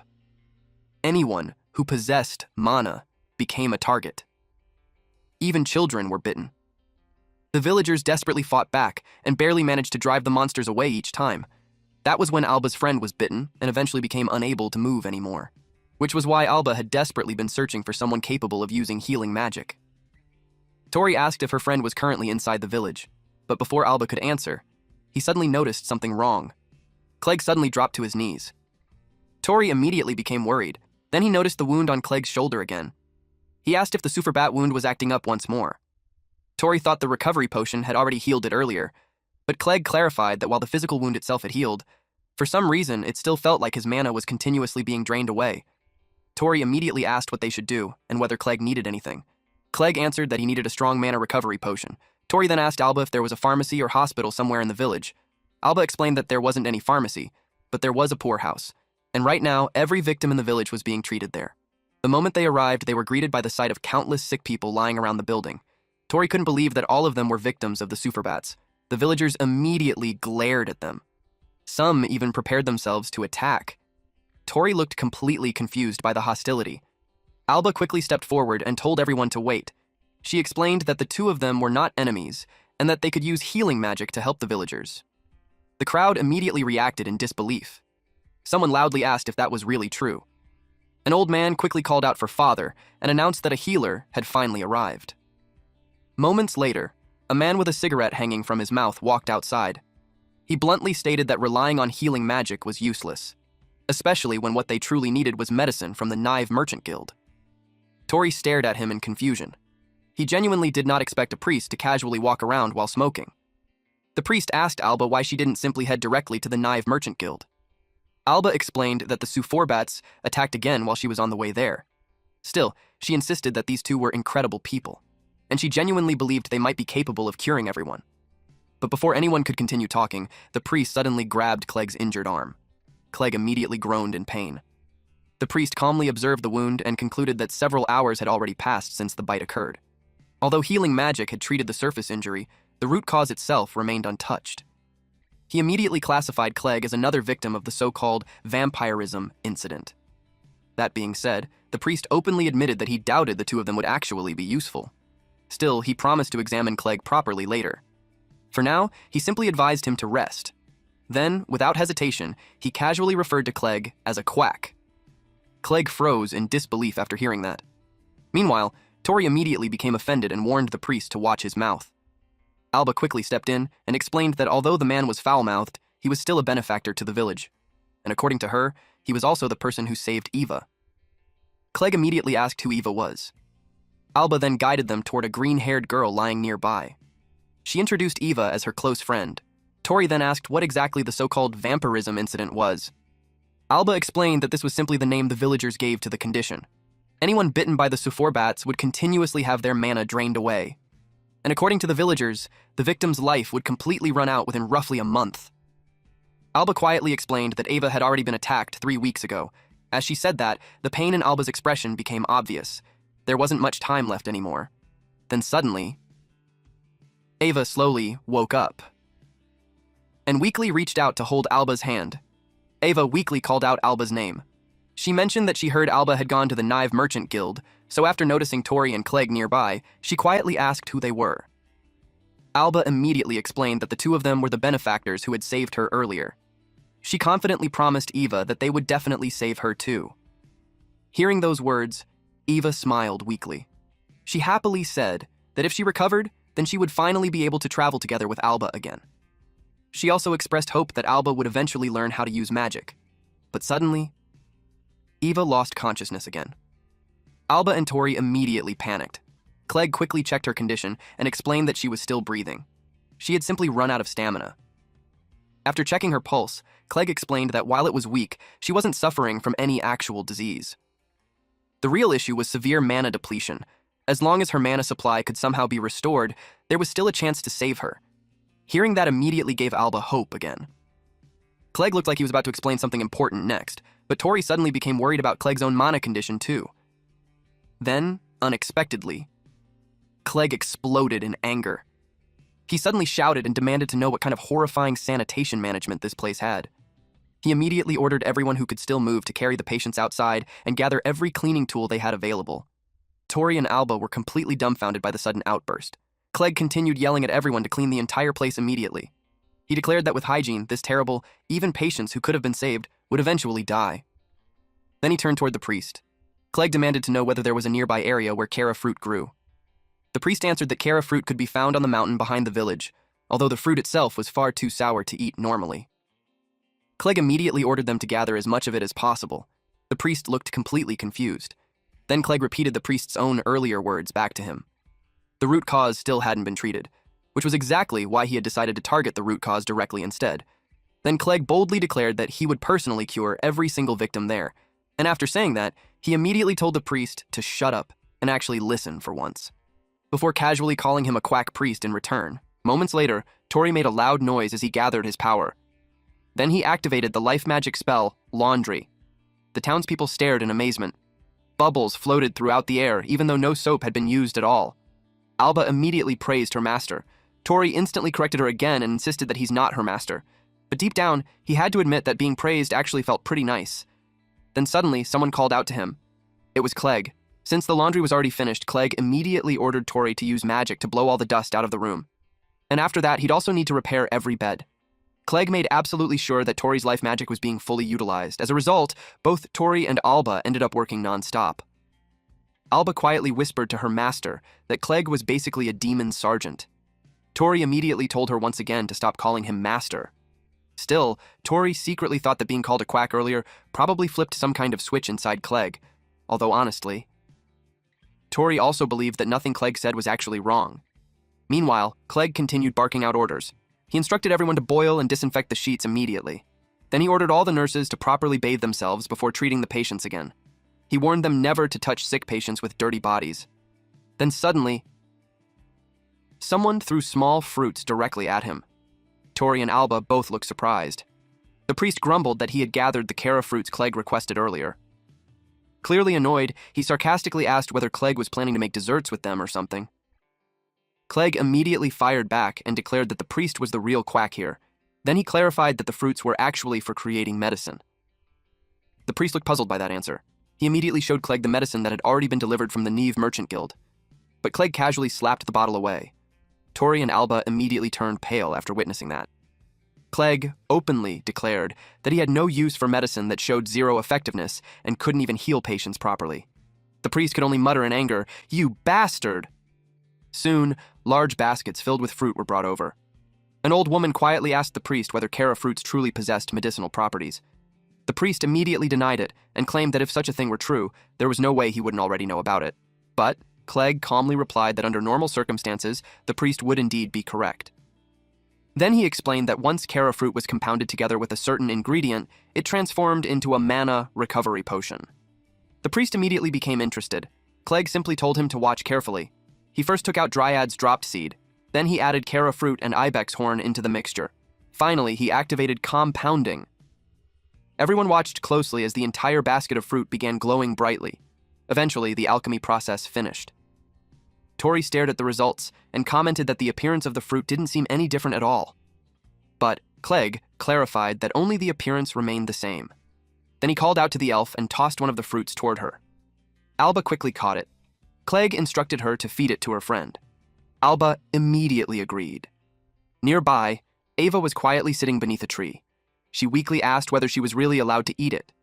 Alba gently held the fruit out toward her. Ava slowly took a bite. It was only a tiny bite.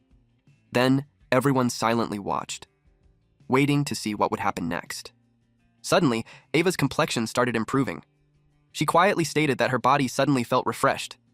Alba looked overjoyed after seeing her friend regain some energy. Now, Ava could even stand on her own again. Alba stared at her in amazement. She pointed out that Ava's color was finally returning too. And on top of that, she was now able to stand properly again. An old woman immediately declared that it was a miracle. Clegg calmly informed everyone that this was the true effect of the mana recovery potion. As long as they had this medicine, they could suppress everyone's symptoms. The villagers instantly erupted into cheers after hearing that everyone could finally be saved. Tori immediately praised Clegg and declared that he really was incredible after all. Clegg proudly answered that of course he was, but suddenly, his body nearly collapsed from exhaustion. Fortunately, Tori managed to catch him in time. Tori immediately complained that Clegg was overworking himself too much. But Clegg immediately fired back and pointed out that Tori constantly did the exact same thing. Then Alba suddenly approached Clegg. She handed him one of the fruits. Clegg immediately refused and claimed that he was completely fine. But Alba pointed out that someone who was truly fine wouldn't be staggering around like that. She told him that if the doctor himself collapsed, then nobody there would have anyone left to rely on, which meant he needed to remain the healthiest person in the village. Then she sincerely told him that she believed in him and urged him to hurry up and eat the fruit so he could recover properly. Finally, she referred to him as her master's strategist. Tori also urged him to eat it. Clegg could only scoff in response. But eventually, he still ate the fruit. Right afterward, he immediately resumed ordering everyone around and demanded that the entire place be cleaned even more thoroughly. Not a single speck of dust was allowed to remain. Then the priest suddenly approached him. He asked Clegg whether he was actually a compounderer. Clegg calmly confirmed that he was. The priest stared intensely at him, causing Tori to immediately step between them and remind both sides that there had already been enough fighting for one day. But unexpectedly, the priest suddenly acted completely differently. He happily patted Clegg on the shoulder and openly declared that what he did was incredible. Apparently, he had never met a real compounder before. However, the priest also warned them about one important issue. The effectiveness of the medicine would only last around 2 to 3 days at most. Clegg looked surprised after hearing that. Tori immediately asked if it was actually true. The priest quickly clarified that he wasn't trying to insult them again. What he meant was that he wanted Clegg to continue producing the medicine periodically. Meanwhile, he himself would contact the Neve Merchant Guild and ask them to investigate the incident further, instead of focusing only on the medicine. Someone nearby then asked what exactly the Neve Merchant Guild even was. The priest explained that it was the major merchant guild governing the entire surrounding region. They had already started cooperating regarding the blood-sucking incident and were actively trying to resolve the situation. Then the priest quietly stated something hopeful. If the victims could recover, even temporarily, then there was finally hope. At long last, they had managed to see a light at the end of the blood-sucking incident. Tori realized that Clegg's medicine couldn't completely cure the victims. At best, it only temporarily suppressed the symptoms, which meant that in the end, they still had no choice but to completely eradicate the Sephorbats themselves. Then suddenly, Beard spoke up. It warned Tori that the situation probably wasn't going to be that simple. Tori immediately panicked and loudly announced that he suddenly needed to go to the bathroom again. Alba instantly found it suspicious that he kept going so often. Tori quickly rushed away and hid behind a nearby building. The moment he was alone, he immediately scolded Beard for suddenly speaking up again. But Beard calmly explained that the Sephorbats were periodically draining mana by being used as a medium. According to Beard, this was a form of curse. Tori froze in shock after hearing that. At the same time, he also looked completely confused. Beard then explained what a curse actually was. A curse happened when someone hated a specific person or object so intensely that they prayed to gods or demons in order to inflict suffering upon them. Tori asked whether that was basically the same as a technique or spell, but Beard clarified that the two were fundamentally different. Sorcery used mana for the purpose of helping people. Meanwhile, curses used mana specifically to bring harm. Although the principles were somewhat similar, their nature was completely opposite. Then Beard continued its explanation. Sufor bats naturally shared the mana they absorbed with the rest of their swarm. But what if that shared destination had been intentionally altered? If that were true, then the situation would become a complete disaster. Tori immediately asked what exactly changing the destination meant. Beard calmly added that depending on the scale, it could potentially cause something as catastrophic as a natural disaster. Tori became so shocked by what he heard that he accidentally staggered backward and crashed directly into several crates of medicine. He immediately panicked. He couldn't believe Beard casually said something so horrifying and startled him like that. The bottles inside the crates were all medicine. Tori desperately hoped none of them had broken. Meanwhile, Beard casually replied that it wasn't its fault. Then it calmly remarked that Mr. Adventurer's next opponent was apparently going to be a curse. Once again, Tori had somehow gotten himself involved in something incredibly troublesome. Back at the clinic, the patients had finally returned to their beds while Clegg had completely fallen asleep sitting upright in his chair. Tori quietly approached him and gently placed a blanket over his shoulders. After all, Clegg had spent the entire day non-stop producing mana recovery potions, so it was no surprise that he was completely exhausted. Then Alba quietly called out to her master. Tori immediately told her once again to stop calling him that, but Alba simply insisted that it was fine. She then asked whether Clegg had already fallen asleep. Tori replied that he was completely out cold. He quietly commented that even while his own mana was still being drained away, Clegg continued pushing himself that hard for everyone else. Tori still couldn't understand how a single bite from a Sufor bat had managed to create such a horrifying situation. Alba suddenly apologized for what happened earlier in the forest. She admitted that she rushed in recklessly without thinking things through properly, but Tori immediately told her that it was fine and that none of it was really her fault. Then he suddenly changed the topic. He asked Alba whether Sufor bats were capable of changing the target they shared mana with, but Alba admitted that she didn't know the first thing about magic. Meanwhile, Tori himself barely understood anything beyond life magic. Still, Alba quietly wondered what exactly it meant to change the destination of mana sharing. Even Clegg admitted earlier that he still didn't fully understand the details yet. But regardless of the truth, Tori had already decided something. He wanted to save everyone there, including Clegg. But before we proceed with the recap, I think Clegg is a girl. What do you think, guys? Anyway, far away in the merchant city of Tatara, a man casually grabbed a bottle of medicine. The man wore a metallic eye mask over his eyes and possessed a mechanical arm. His name was Owen, one of the executives of the knife company. And right now, he looked completely bored. He casually walked into another building. Then he opened the door to a hidden room. Inside, countless Sufor bats fluttered around the chamber. Owen casually remarked that the creatures had managed to absorb a lot of mana that day. But then he noticed something strange. The number of Sufor bats had clearly decreased. At that moment, he suddenly called out to Dire Muid and asked whether something had happened. Owen walked through a curtain-covered doorway toward the voice. Behind it was a room resembling a laboratory, filled with jars containing strange monster parts and preserved specimens.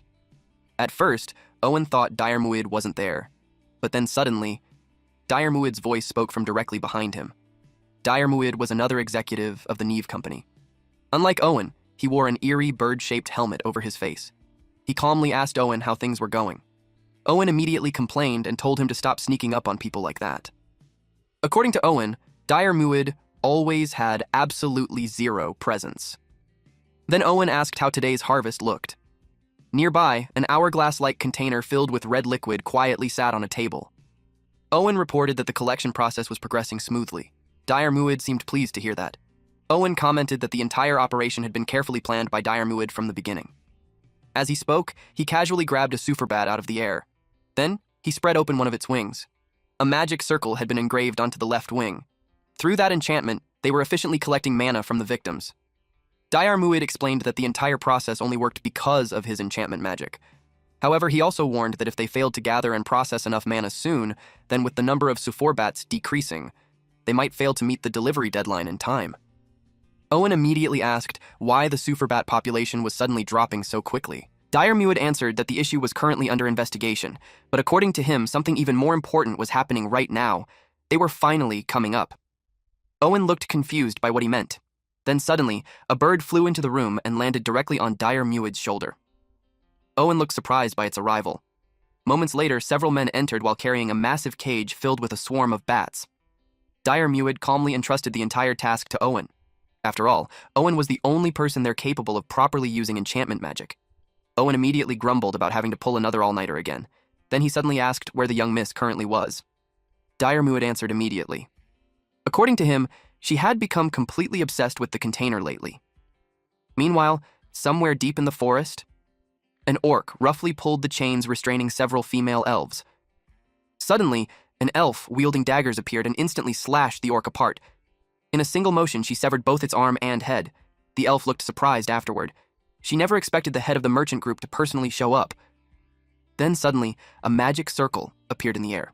The restrained elves were instantly bound once more. At that moment, someone calmly explained that the head had simply eaten too much during lunch and wanted a bit of light exercise afterward. Nearby, a luxurious carriage stood waiting. Then a woman slowly stepped out from inside. Someone nearby worried that she was moving around without an escort. But another person simply found that concern amusing. After all, she already possessed an excellent escort team. In the blink of an eye, she instantly beheaded the elf who killed the orc. Back in the present, Owen quietly remembered exactly what kind of person she was. Meanwhile, Dir Muid calmly mentioned that the only thing she truly cared about from them was the development of magic circles necessary for future business ventures. The bird resting on Dir Muid's shoulder suddenly let out a squeak. That sound signaled that Lady Neve herself had returned. Owen casually commented that the bird behaved like an incredibly loyal dog. Immediately, both Owen and Dire Muid dropped to their knees. Lady Neve arrived while accompanied by 2 slave orcs. The 2 executives formally welcomed her back. This lady then thanked them for welcoming her. Then they asked whether she had suffered any injuries during her outing. Lady Neve coldly replied that the only issue was that her shoes had become dirty. Then she ordered them to buy her new shoes immediately.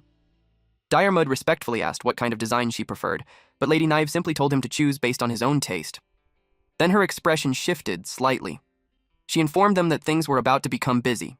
As she spoke, she pulled out a scroll. The moment Owen and Dire Muid saw it, both of them looked shocked. They immediately asked whether it was an official letter from the royal family of Leorga. Lady Neve confirmed that they were correct. Then she calmly ordered them to continue handling the container using the usual arrangements. Finally, she casually added that some trash had attached itself to the carriage earlier, so they should clean that up as well. Both Owen and Dire Muid immediately agreed to her orders. Lady Neve calmly stated that they had already reached the final stage of their plan, which meant they needed to go all out from this point onward. Then Dire Muid carefully brought up another matter. He explained that there was still one issue they wanted to resolve before proceeding further.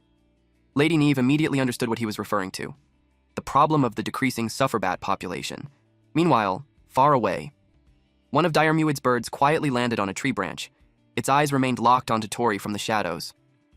Back at the laboratory, Lady Neve calmly stated that she would leave the matter entirely to Dire Muid. He was free to handle it however he wanted. Then she casually sat on his shoulder. Dire Muid slowly stood up. It seemed that he already had a plan in mind. Tori remembered that Clegg told him to gather more Kara fruit. He thought that while searching, he could also use plow life magic to till the land around the back hill. But then suddenly, he noticed a bird nearby. At first he thought it might be another suforbat. But after staring at it for a moment, he simply shrugged it off. The clouds overhead looked heavy anyway, so he figured it would probably rain tomorrow. Tori decided to get back to plowing. But just before he started, something suddenly caught his attention. A strange cloud-like distortion appeared in front of him. Tori wondered if it was some kind of explosion. But Beard immediately explained that it was actually teleportation magic, and according to Beard, teleportation magic was extremely rare. Tori had absolutely no idea what that meant. Then suddenly, someone stepped out from the distortion. Meanwhile, far away, Lady Neve quietly observed everything through a magic crystal. She calmly remarked that Tori was truly a pitiful boy. After all, he dared to interfere with the bats she treasured so dearly. Back at the scene, Dire Muid immediately realized that someone was observing him remotely. Meanwhile, Lady Neve admitted that she never expected a genius in magic circle development to end up being toyed with like this. Dire Muid calmly looked toward Tori and stated that Tori himself wasn't actually the person he was searching for. Tori immediately asked who he was. Then, in the blink of an eye, Tori was struck by something. He looked completely confused, and then his body instantly collapsed onto the ground. Diarmuid slowly approached him. He coldly called Tori weak. Just as he expected, the true prize was the boy capable of using compound magic. And according to his information, that boy's name was Clegg. Diarmuid quietly thought about how entertaining it might be to play with him a little. Then he calmly headed toward the clinic. But to his surprise, the door wouldn't open. The handle had been frozen solid. Ice crystals rapidly spread across the surface. Diarmuid quietly wondered if this was life magic. At that moment, Tori slowly stood back up. He was the one responsible for the ice. Tori admitted that he had no idea how this man knew Clegg's name. But regardless of the reason, Clegg had spent the entire day exhausting himself while making medicine for everyone. So Tori quietly asked him for one thing. Please let Clegg sleep peacefully tonight. Diarmuid looked genuinely confused, because he was certain that he had already shot Tori directly through the heart earlier. Tori confirmed that part was true, but Neil had protected him using the necklace he gave him. Tori immediately checked the crystal attached to it in panic and desperately hoped it was only cracked instead of broken. After all, it was something precious that he received from his brother. Diarmuid quietly realized that Tori somehow survived. He calmly commented that Tori was quite the lucky boy.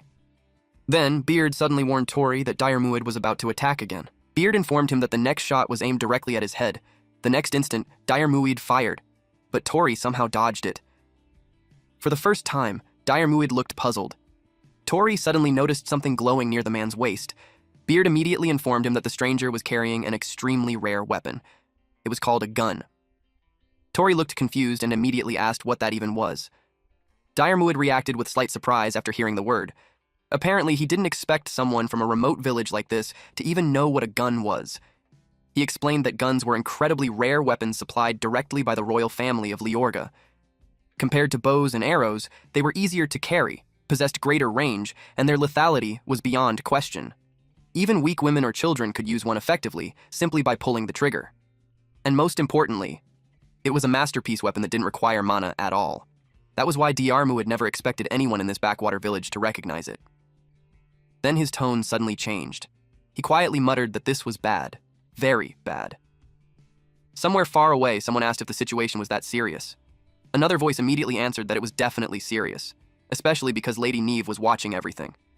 Meanwhile, Diarmuid continued muttering to himself. Bad. Extremely bad. Critically bad. Tori stared at him in confusion. The guy honestly seemed completely unhinged, especially considering he immediately tried to kill someone the moment they learned too much. Tori still couldn't understand why this man was specifically targeting Clegg. Did they know each other somehow? Was there some kind of grudge between them? Then Tori suddenly realized something. He actually knew very little about Clegg himself. So he directly asked the stranger one question. What exactly was he to Clegg? The moment Diarmuid heard that, he decided that Tori needed to die immediately. Tori instantly activated Chill, but the ice shield he created shattered apart the moment Diarmuid fired at it. Diarmuid calmly commented that Tori was actually quite clever. Using the rainwater to instantly create layers of ice shields against bullets was genuinely smart. Tori quietly thanked his luck that it happened to be raining tonight. As long as rainwater existed nearby, he could continue generating as many ice shields as he wanted through Chill. Diarmuid then remarked that Tori's magical output was surprisingly impressive for someone using life magic. Then he casually wondered aloud whether Tori was the one responsible for destroying the Sephorabat swarm earlier. The moment Tori heard the word Sephorabat, everything suddenly clicked together in his mind. This man was the one behind the vampirism incident, and once he understood that, Tori decided there was absolutely no way he could forgive him. He immediately activated Kurisu Chill. The freezing magic burst outward instantly. Diarmuid looked amused by the overwhelming output of Tori's life magic. He admitted that he had never seen anything quite like it before. Still, life magic was supposedly basic magic that almost anyone could use, which meant that theoretically, he should also be capable of reproducing it. So Diarmuid activated Kurisu Chill himself, but the spell immediately dispersed and failed. Diarmuid quietly wondered whether the difference came from the mana output itself. At the same time, he remembered that ordinary life magic was never supposed to operate at this level to begin with. That realization immediately made him suspicious. Tori clearly possessed some kind of secret behind his magic. Before Diarmuid could think further, Tori unleashed another Kurisu Chill. Diarmuid instantly jumped backward to evade it. As he dodged, he noticed something strange. Tori wasn't using magic normally. He was externally drawing magic circles before activation. Dirmuid immediately became interested. He decided he wanted to take that technique for himself. Tori fired another Kurisu Chill. The magic circle appeared once again. Dirmuid calmly thanked Tori for conveniently drawing it out for him. Then he activated a new spell. Copy. Tori looked shocked. It almost looked as if Dirmuid absorbed the magic itself, and the sight completely dumbfounded him. Tori couldn't believe that his spell had simply vanished, or more accurately, the magic circle and the spell itself had both been sucked away. Then immediately afterward, Dirmuid activated Kurisu Chill. Tori looked shocked when his own spell came flying back at him. He immediately realized what happened. His magic hadn't disappeared. It had been copied and reflected back. At that moment, Tori finally understood what kind of magic Dirmuid possessed. Copy magic. And if Dirmuid could truly copy everything, then the situation was unbelievably dangerous. Tori instantly decided that he needed to lure this man away from Clegg and the others first. He quickly thought about leading him toward the mountain behind the village. Although, honestly, Tori wasn't even sure whether he could actually defeat him at all. Meanwhile, Dirmuid openly mocked him for trying to run away. He already understood that Tori was attempting to lure him elsewhere, but instead of stopping him, Dirmuid simply commented that Tori's magic circles were wonderful, and for now, he decided he would play along with the game. Tori ran as fast as he possibly could. Inside his head, he quietly apologized to Alba in advance. He already knew she would definitely scream at him for doing something reckless like this. While running, Tori activated Ignition.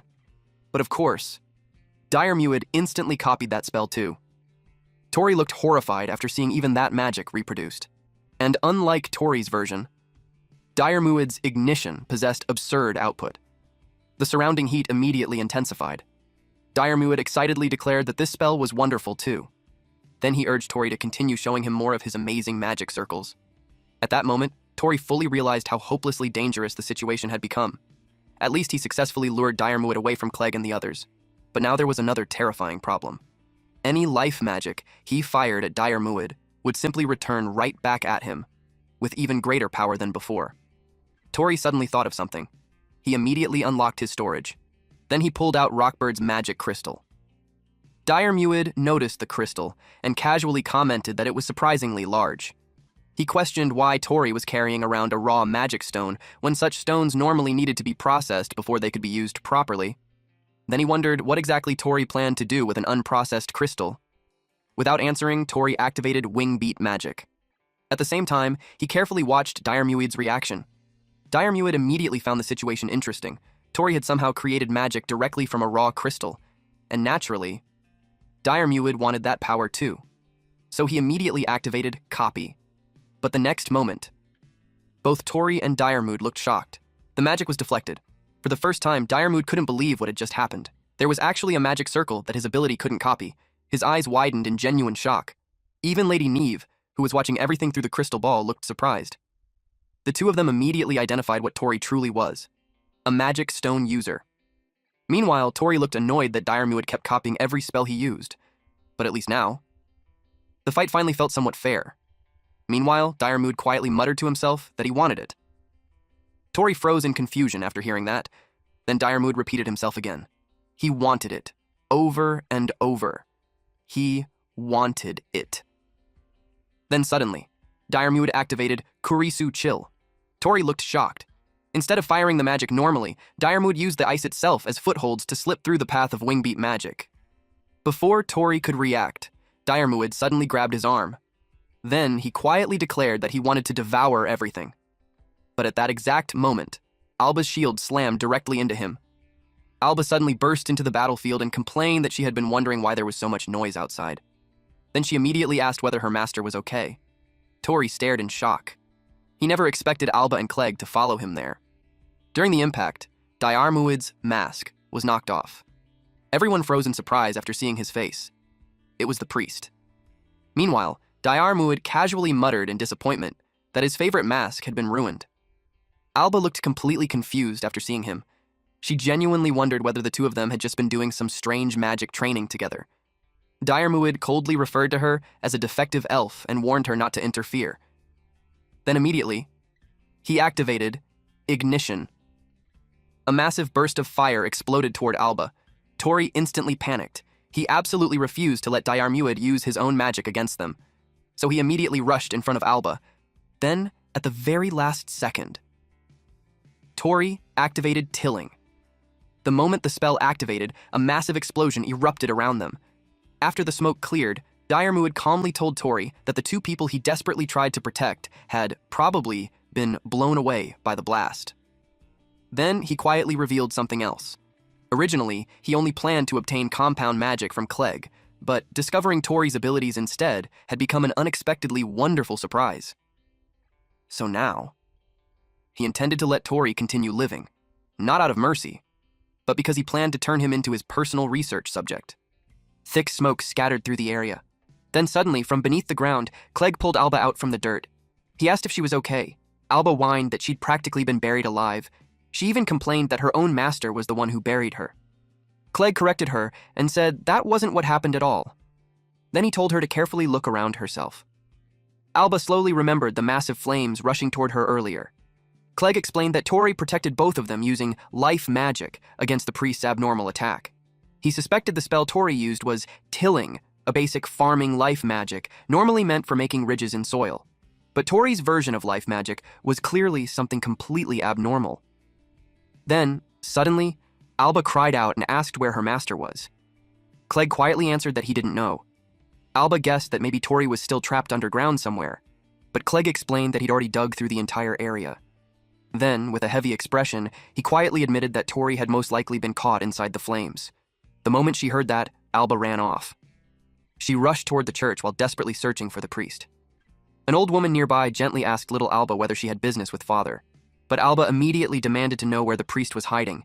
She even threatened that she wouldn't forgive anyone who tried to protect him. Then Clegg suddenly stopped her. He calmly explained that there was no way the priest would ever return there after his face had already been exposed. Alba immediately panicked and shouted that the priest still had Tori.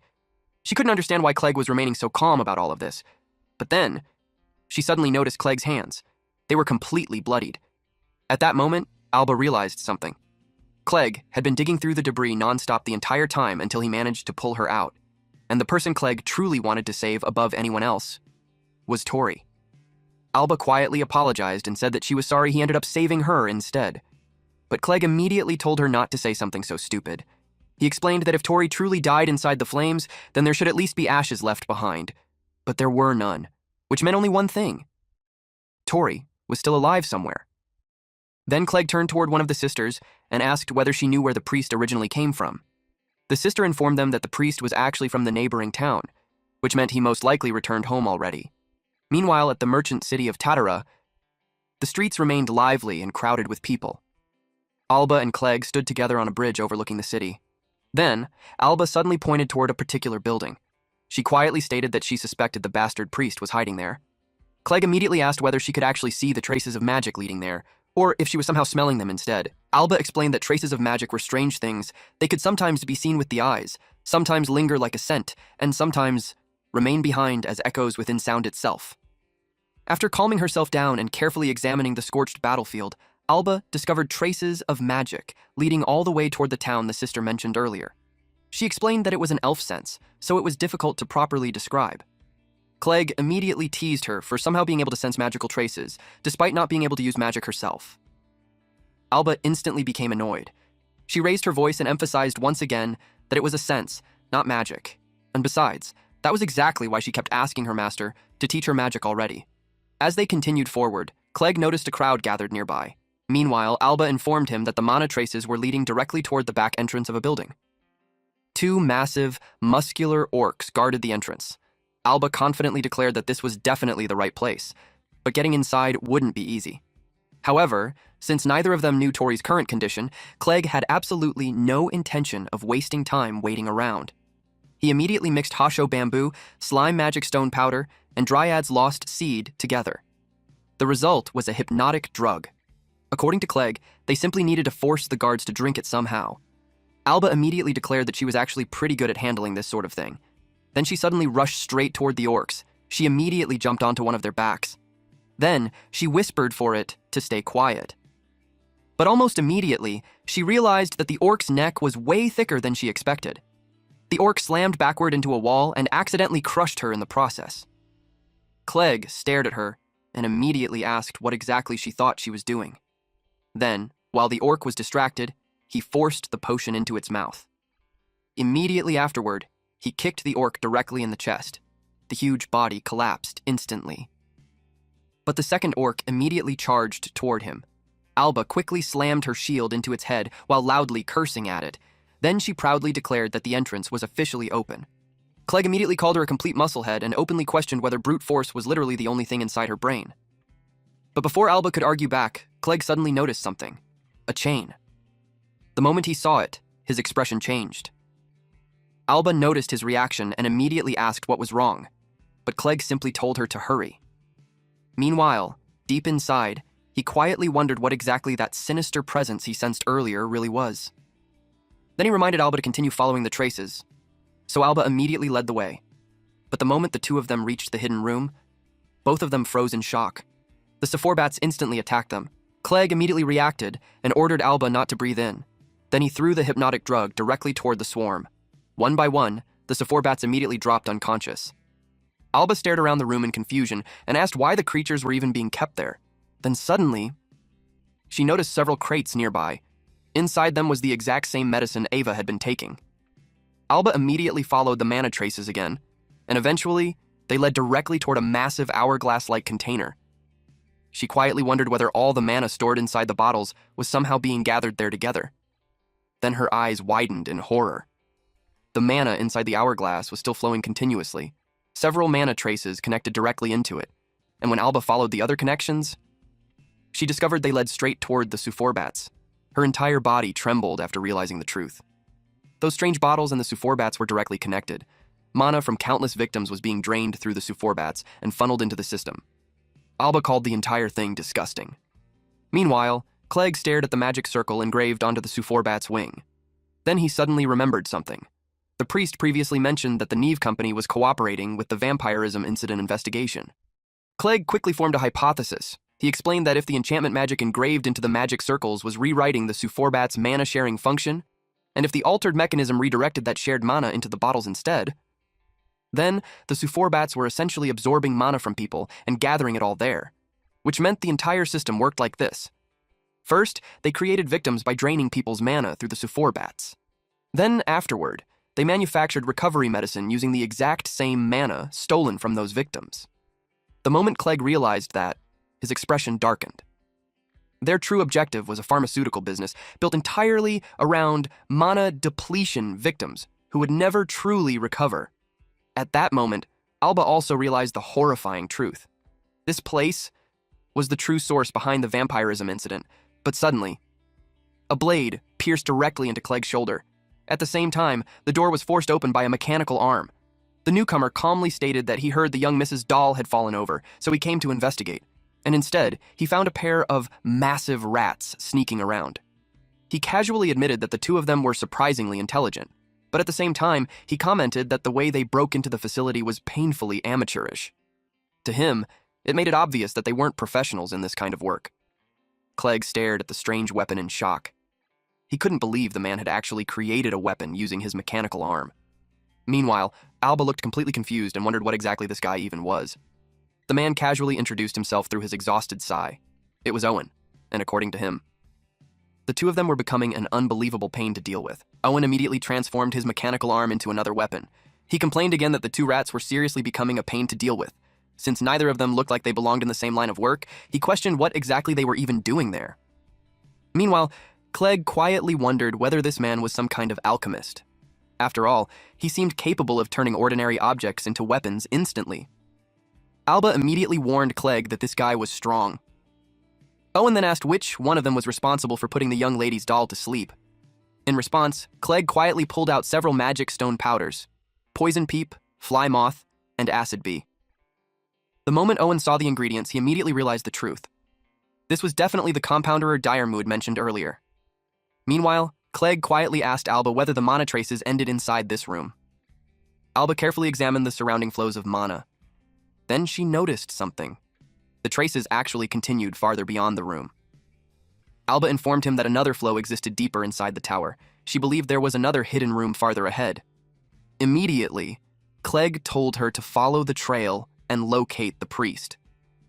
He declared that Alba was the key to ending this entire incident, and with that, he entrusted everything to her. Owen noticed the two whispering to each other and casually asked whether they were forming some kind of plan. Then he calmly declared that he had no intention of letting either of them escape. But before he could move, Clegg suddenly threw several vials. An explosion instantly erupted throughout the room. Clegg immediately counterattacked using an explosive compound mixture. Owen looked shocked when he saw the company's merchandise, the super bats, flying loose everywhere. And worse, those particular bats hadn't even been enchanted yet. Meanwhile, Clegg quickly used a recovery potion on his injured shoulder. Owen looked genuinely surprised after witnessing that. Then he clicked his tongue in annoyance. No wonder Dayar Muad wanted this guy's abilities so badly. At the same time, Owen also looked irritated that the other rat managed to escape. Meanwhile, Clegg quietly inhaled deeply while observing Owen carefully. He could immediately tell the type of person Owen was. A man with both merchant and mercenary experience. Someone with immense pride in his own work, yet also carrying a strange emptiness deep inside. And according to Clegg's experience, people like that were especially vulnerable to one thing: anger. So Clegg smirked. Then he deliberately taunted Owen by asking whether he was really getting angry after being outplayed by a brat like him. The insult instantly worked. Owen immediately attacked. He warned Clegg not to underestimate working people, but Clegg casually mocked him again and pointed out that he completely missed. Then he added that Owen only possessed flashy techniques without any real skill behind them. Owen immediately replied that he wasn't an alchemist in the first place. Then he fired 3 blades directly toward Clegg. Immediately afterward, he enchanted the next set of spikes, causing them to gain a returning flight pattern like boomerangs. Clegg looked genuinely surprised after seeing that. Then Owen finally revealed what he truly was: an enchanter, a versatile mage capable of enchanting magic onto virtually anything. Owen revealed that his mechanical arms also incorporated alchemy into their construction. Because of that, he could instantly turn almost anything around him into a weapon with a single thought. Even ordinary objects like walls or doors were enough for him. Then he told Clegg to experience his craftsmanship personally with his own body. At the same time, Owen warned him not to overwork him too much. After all, thanks to this entire mess, Owen was already stuck working overtime. Then he attacked again. In response, Clegg immediately pulled out Hoshiodak, Mellow Scales, and Sealer Butterfly Scale Powder. Then he activated Compounding. The entire room quickly filled with thick smoke. Owen scoffed at the obvious smokescreen and declared that something like this wasn't nearly enough to hide from his eyes. Through the smoke, he spotted the silhouette of that annoying brat. Owen immediately touched the ground. Then a massive wooden arm burst upward from the floor and grabbed Clegg instantly. But instead of panicking, Clegg simply mocked him. He commented that Owen was overworking his eyes too much. Then he casually added that getting old really sounded rough. Owen instantly snapped and shouted that Clegg seriously never shut up. Then he repeated his earlier statement once again. He could enchant magic onto absolutely anything. That was how he became strong. And according to him, he would only continue becoming stronger from there. Clegg simply laughed at him. Then he suggested that maybe Owen should switch specialties from enchantment magic to bragging instead. According to Clegg, Owen honestly sounded exactly like some generic mob villain. Owen could only glare at him in irritation and mutter that he was seriously a pain to deal with. Then suddenly, Clegg started counting backward from 30. As the countdown continued, Owen eventually stopped him at 22 and asked why he was counting down in the first place. At first, Owen assumed the brat simply wanted some dramatic final moments before dying. Then, Owen found the idea amusing. He joked that Clegg was basically counting down toward the end of his work shift. And according to Owen, once the countdown reached 0, Clegg's life would end too. Meanwhile, Clegg calmly continued counting. When the number finally reached 12, Owen created an enormous hammer and enchanted it. The spell placed onto it was a guaranteed one-hit kill attack. Then Owen casually told the brat to say hello to God for him. Clegg continued counting. 3, 2, 1. Then right before the end, Clegg suddenly stuck out his tongue at him. The moment the countdown hit 0. The hammer slammed down directly onto Clegg. His body was completely crushed. Owen coldly remarked that this was exactly what happened to people who underestimated working adults. Then he immediately started complaining again. Now, he would have to gather all the bats again from scratch. The equipment he spent so much effort building was wrecked. The medicine supplies were wasted too. And worst of all, he already knew the boss wouldn't let this slide peacefully. Naturally, Owen blamed everything on that damn brat. But then suddenly, Clegg's crushed body dispersed into thin air. Owen froze in complete shock. He couldn't believe that the brat simply vanished. Then, he finally realized the truth. The countdown earlier was for the hallucination potion to wear off. At that exact moment, Clegg suddenly appeared behind him. He mocked Owen for being exactly the type of idiot who fell for plans so easily. Owen immediately spun around, but Clegg calmly told him to relax. There wouldn't be any overtime for him anymore. Then Clegg coldly declared that this company was going bankrupt tonight. Immediately afterward, he unleashed an explosive compound mixture directly at Owen. The explosion completely destroyed Owen's mechanical arms. Then Owen's body crashed violently into the surrounding crates. Clegg coldly stated that people who abused medicine despite calling themselves compounderers genuinely disgusted him. Then he gave Owen one final warning. Never underestimate him again, otherwise, he would personally strip away every last bit of their shallow little resolve. The explosion immediately caught the attention of the people outside. Several masked nobles accompanying Lady Neve questioned what was happening, since things were becoming incredibly loud outside. Meanwhile, Lady Neve simply muttered one word: idiot. Back inside the room, Clegg picked up Owen's destroyed mechanical arm in surprise. He immediately recognized it as a myoelectric prosthetic. Clegg commented that this kind of technology was completely different from the magic systems used by the great Western nations. He had only heard rumors about this kind of machinery before, but now that he was finally seeing it in person, even he had to admit it was insane technology. Meanwhile, Owen completely lost his temper. He demanded to know why Clegg was still alive when he was supposed to be dead already. Then he started screaming about how expensive his mechanical arm was. He even threatened Clegg and shouted at him to stop screwing around before he killed him for real. Clegg immediately shoved his hand over Owen's mouth to silence him.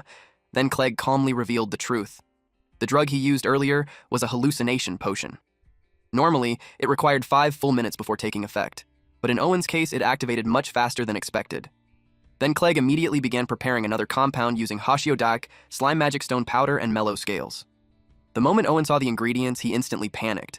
Clegg calmly informed him that this particular drug would erase his ability to resist mentally. It was essentially a truth serum. Then Clegg immediately began questioning him. He asked who Owen really was, and what exactly the Knive Company was doing. Under the effects of the drug, Owen revealed his name and admitted that he handled weapon production for the Knive Company. Then Clegg directly asked whether Owen was involved in the vampirism incident. Owen answered yes without hesitation. Clegg continued pressing him and asked whose idea it was to create a pharmaceutical business centered around mana depletion patients. But Owen casually replied that the medical business itself was only a side effect. That answer immediately made Clegg even more suspicious. So Owen finally revealed the truth. Everything had been ordered by Lady Neve herself. According to Owen, the Neve Company was secretly researching military applications involving monsters for a certain client. He was about to reveal even more information. But suddenly, Clegg sensed danger. Chains instantly appeared around Owen's neck, and in the next moment, his head was severed completely. Clegg immediately realized what just happened. Someone had silenced Owen before he could talk further. Then Clegg felt it again. That same unsettling presence from earlier. He could clearly sense mana nearby, but strangely he couldn't actually see where it was coming from. At that moment, Clegg fully realized how terrible the situation had become. If Owen's confession was true, then that meant Alba was in danger. Meanwhile, Alba leaped toward another floor inside the tower, but the moment she arrived, she found herself facing a dead end. Alba looked confused. The mana traces clearly indicated that a path should exist beyond the wall. So without hesitation, she slammed her shield directly into it and destroyed the wall completely. Immediately afterward, she sensed an overwhelming presence deeper inside. So she followed it. Eventually, Alba arrived at a dark room, and despite the darkness, she was absolutely certain the priest was inside.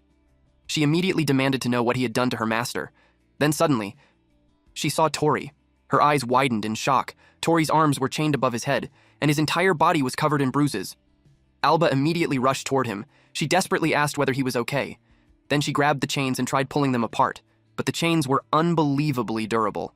So Alba immediately decided to loosen them by smashing them repeatedly with her shield instead. She warned Tori that it might hurt a little, but told him to endure it somehow. But the moment Alba struck the chains again, the chains suddenly began glowing.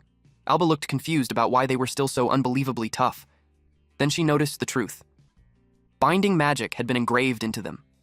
Magic that completely canceled out other forms of magic. And attached to the spell was the priest's mana signature. Tori immediately told Alba to get out of there. He warned her to look around carefully and run because she was being targeted too. Alba still didn't understand what he meant. Then, Tori suddenly fell silent. Confused, Alba slowly looked around the dark room, and finally noticed the other people imprisoned there. They were restrained exactly like Tori. Then Alba recognized them. They were elves, and not strangers either. Uiri, Meruenu, Manufa, and many others. Alba's face immediately turned pale as she asked why all of them were there. But suddenly, a loud sound echoed from above. The ceiling instantly caved in, and Clegg jumped down into the room. Alba immediately cried out after seeing him. Clegg looked terrible. She quickly asked what happened to him, but Clegg casually answered that he honestly had no idea himself anymore. Still, he could somehow continue moving. Then behind him, the headless corpse of Owen became visible. Alba stared at it and immediately commented that Clegg was unbelievably brutal. But Clegg clarified that he only destroyed Owen's prosthetic arm. Apparently, almost everything besides Owen's head had already been replaced with myoelectric machinery. Then Alba quickly informed Clegg that she found her master.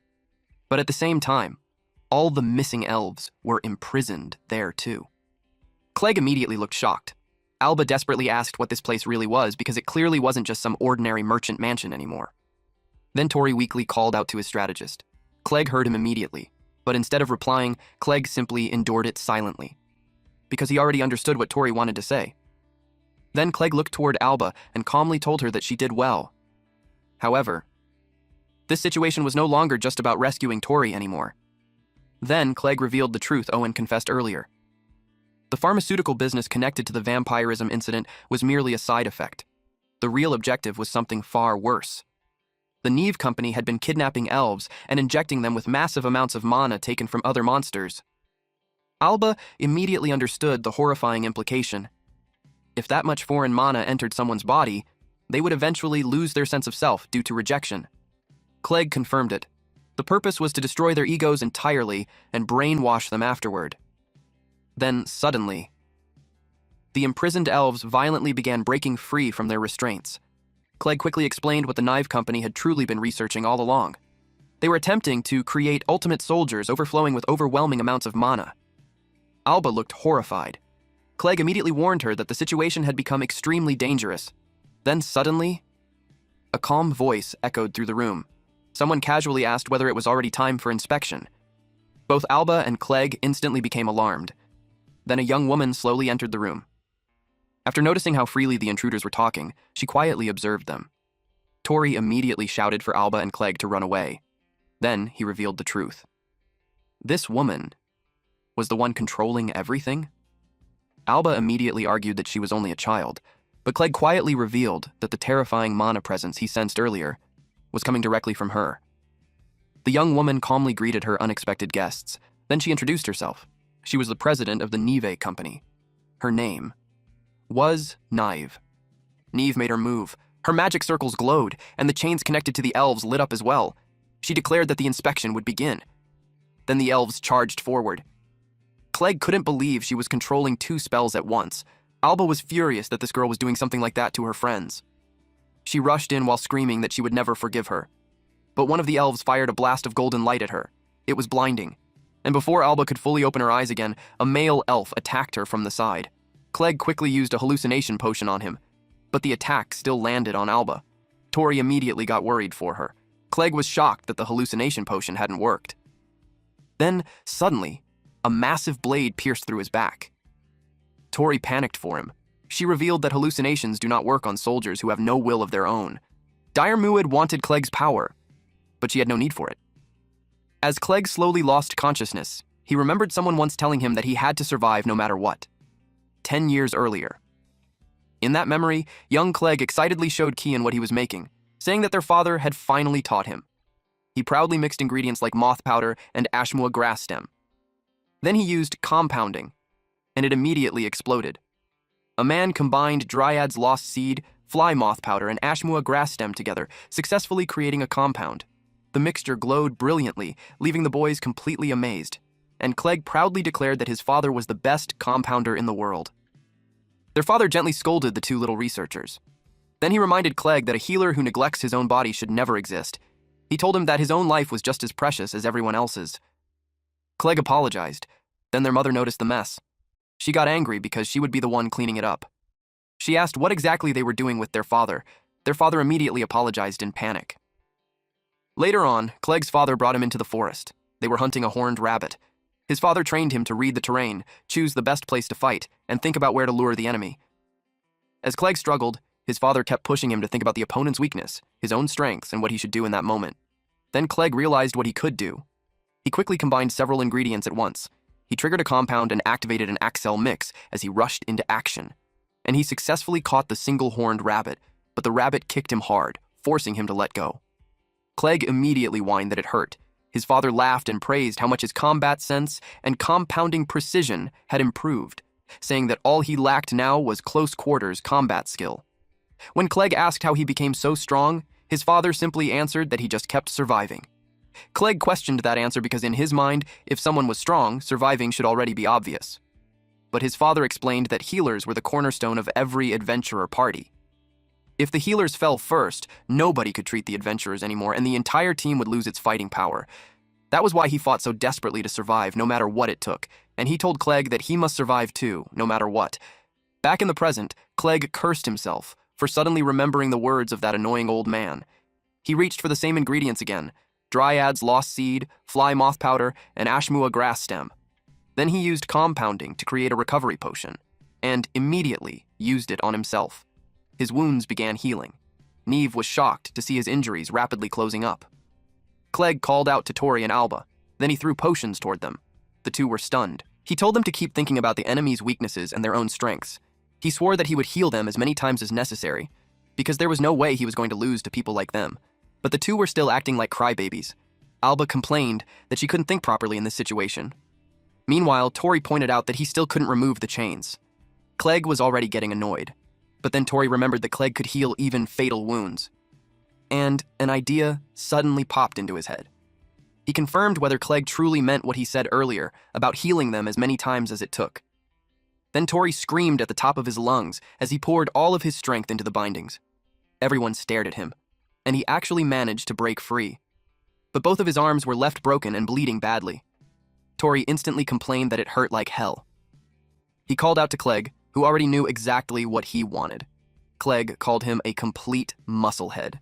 Then he healed him. Now that his arms were fully restored, Tori pulled out the Eats Planda magic crystal. Then he activated vine magic to restrain the elves. He grinned proudly and declared that he was back. But Clegg suddenly had a terrifying look on his face as he scolded Tori, saying that he was not back at all. He yelled that breaking free like that was completely ridiculous. And Tori was definitely getting a lecture later. Tori argued that it couldn't be helped since that was the only idea he could come up with. Nive finally understood what they were trying to do. Then Owen's headless mechanical body suddenly released several blades and forcefully broke free from the vines. Everyone was stunned by the sight. The body began spinning wildly while blades protruded from every direction. Tori immediately asked what the hell that thing even was. At that moment, Alba told her master that she would handle the elves herself, but Clegg warned her not to push herself and told her to leave it to him and Tori instead. Alba refused immediately. She declared that she would deal with her own kind herself, saying that it was her duty as the second child of the ruler of the Alanzia Empire. Clegg froze in shock after hearing that. Tori asked if he had ever heard of it before. Clegg answered that he had only heard rumors about it from adventurers. The Alanzia Empire was said to be a legendary nation where elves were allowed to live freely and where eternal happiness supposedly existed. Tori slowly realized what that meant. Alba was basically a princess from that place. Once Neve found out, she smiled and said that dominating someone like Alba would be very interesting. Alba immediately dared her to try it. Then she declared that she would be the one to bring Neve down herself. Neve admitted that she never thought the Alanzia Empire actually existed, and the monolith person Dirmu had found was secretly a princess all along. She said she found that strangely romantic. Then she wondered if the princess's wish would truly come true. Meanwhile, Tori shouted, asking where the priest had run off to. He complained that he was only half healed before the priest suddenly disappeared. Then he demanded that Alba call him back immediately, but Clegg quickly said that bringing him back would only cause them even more trouble. Alba calmly answered that the child was a good boy since he had even made custom shoes for her. She added that he was probably out looking for new clothes for her as well. Tori found that incredibly weird. At that moment, Alba threw her shield while screaming at them to stop messing around. One of the elves countered with light bullet. Alba's attack was easily negated. Then the other elves prepared the exact same attack. A massive explosion erupted. Alba immediately got worried because the attack had been aimed directly at Tori, but Tori told her not to worry. He used the basilic's magic crystal and activated steel magic. He assured her that he was completely fine, and since they had Clegg's recovery potions, they could continue fighting at full power. Clegg immediately warned those muscle-brained idiots not to get used to relying on recovery potions every time they fought. Just then, the spinning mechanical body covered in blades rushed toward them. Clegg declared that he would handle it himself. Suddenly, Beard started laughing. He found Tori's absurd fighting style as entertaining as ever. Tori was shocked to hear his voice again. While dodging the attacks, he quietly muttered that he was pretty busy right now. Then he pointed out that Beard never showed up earlier when Diarmuid was crushing him. Beard completely ignored that complaint. Instead, he said that the young lady's story about the Alanzia Empire was fascinating, and he was also curious about that mechanical doll.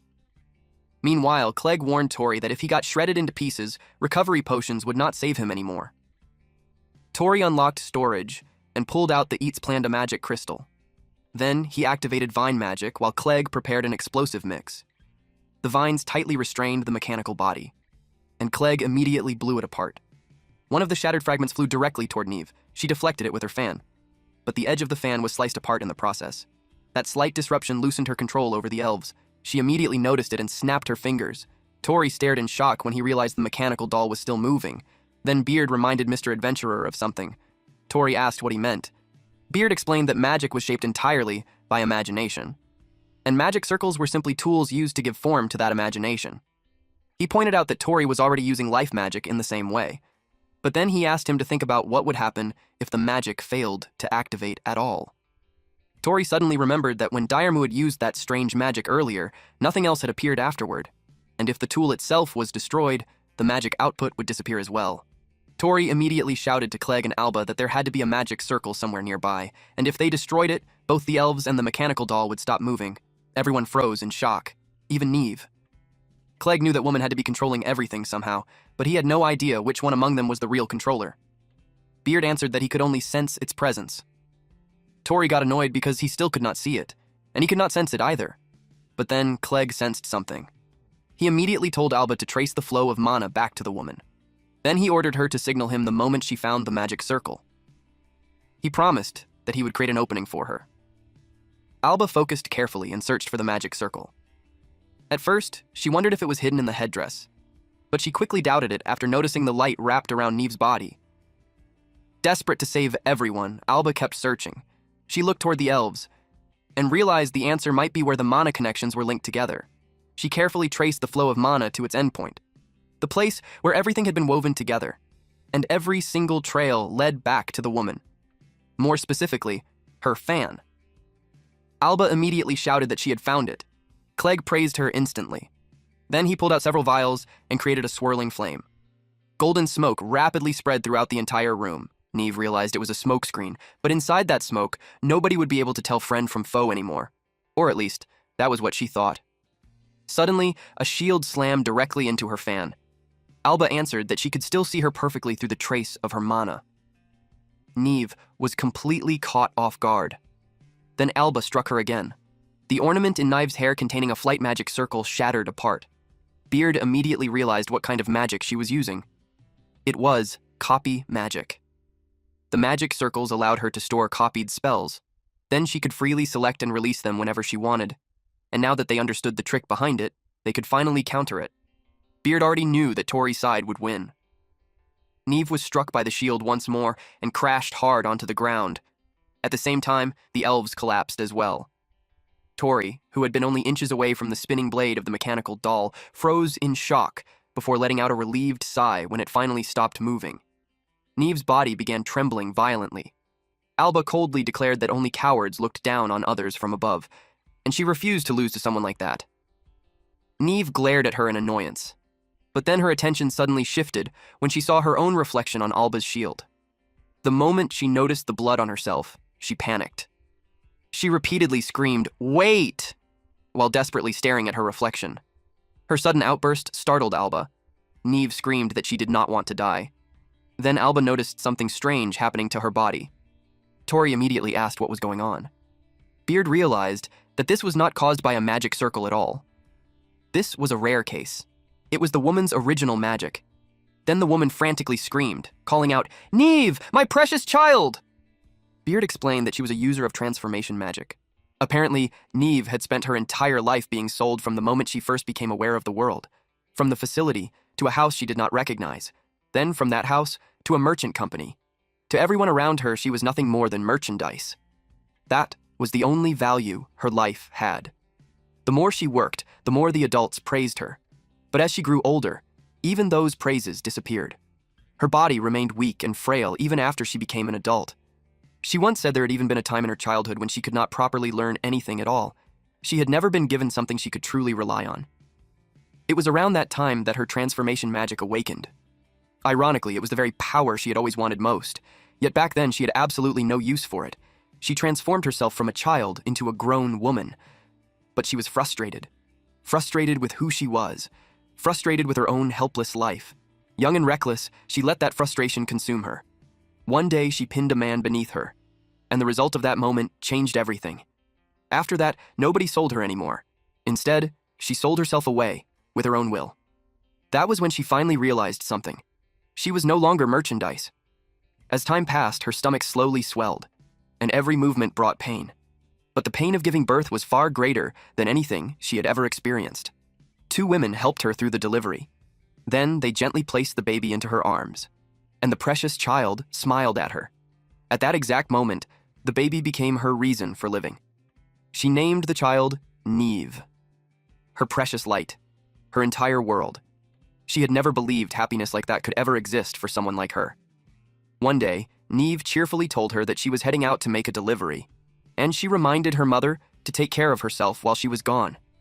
This woman truly believed happiness had finally entered her life, but that happiness shattered the day a carriage struck Neve and killed her. From that moment onward, she regretted ever believing in happiness at all. She regretted not dressing her daughter in cuter clothes. She regretted not buying her prettier shoes. She regretted not telling her more often how much she loved her, and how Neve had always been her favorite person in the world. She screamed for them to give her child back. She cried out for her precious light. She declared that she would give up absolutely everything just to have her back again. She prayed for happiness to return to Neve, and eventually, she decided to devote everything she had to creating a perfect world for her daughter. A world where Neve could obtain eternal happiness. Then she declared that if the Alanzia Empire truly did not exist, then the people before her were the ones who had destroyed her reason for living. She blamed them for standing in the way of her daughter's happiness, and she swore that she would never forgive them. Suddenly, a bird flew into the room, and she noticed that it dropped an hourglass filled with purple liquid. Tori asked what exactly it was. Clegg explained that it was a mass of magic created by gathering mana using Sufor bats. Everyone reacted in shock at the overwhelming amount of mana inside it. Then the woman's chest suddenly began glowing brightly. A magic circle appeared at the center of her chest. At that moment, she remembered Diarmuid, and she realized that the final inspection ordered by the Liorga royal family had still not been completed. She grabbed the hourglass, then drank the purple liquid inside it. Alba immediately screamed for her to stop, warning that it was a mass of magical resentment. Suddenly, massive pillars of ice formed around them. Tori was shocked when he recognized the spell. It was chill. Then chains rapidly spread throughout the area. Tori asked what kind of magic this was now. Beard answered that this was another rare case. This time, it was servitude magic. He explained that it was the true nature of the enchantment carved into her chest. A contract magic circle designed to force monsters into submission.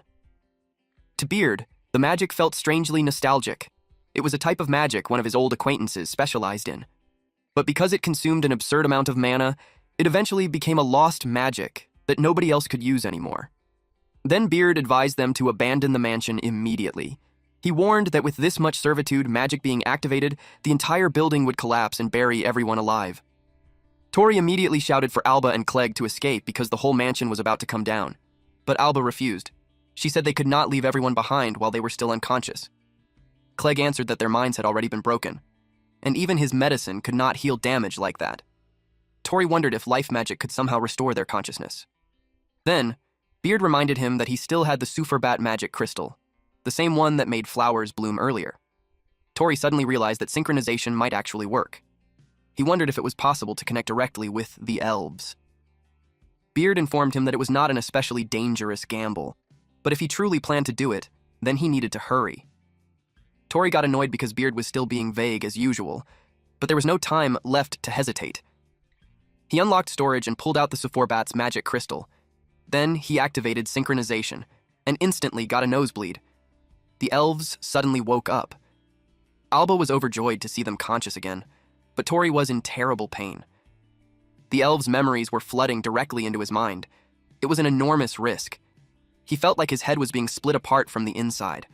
Tori told everyone to forget about him and just run away already. Alba immediately called for Clegg to treat him. Then she declared that she would carry Tori herself while everyone escaped outside. Moments later, the Knive Company mansion began collapsing behind them. And then a monster appeared. Beard immediately sensed a familiar presence and identified the creature as a wyvern. Knive's mother declared that she would never forgive them because they were enemies of Knive's happiness. Alba asked if she truly did not care about the damage this would cause to the city as well. Meanwhile, Clegg asked what exactly they were supposed to do against something like that. Tori was already in horrible condition, but he still trusted that Beard could handle a monster using those mysterious steps he talked about before. Beard confirmed that he could. Tori asked what the first step was. Beard answered that he was ready to do this with him. Their goal was to obtain the wyvern's magic crystal, and step 1 was to court it. Tori was dumbfounded. He wondered why he had to court that thing. Even Alba and Clegg looked confused. Alba grabbed him by the collar and shouted that it was the enemy. Tori explained that Beard told him to court it.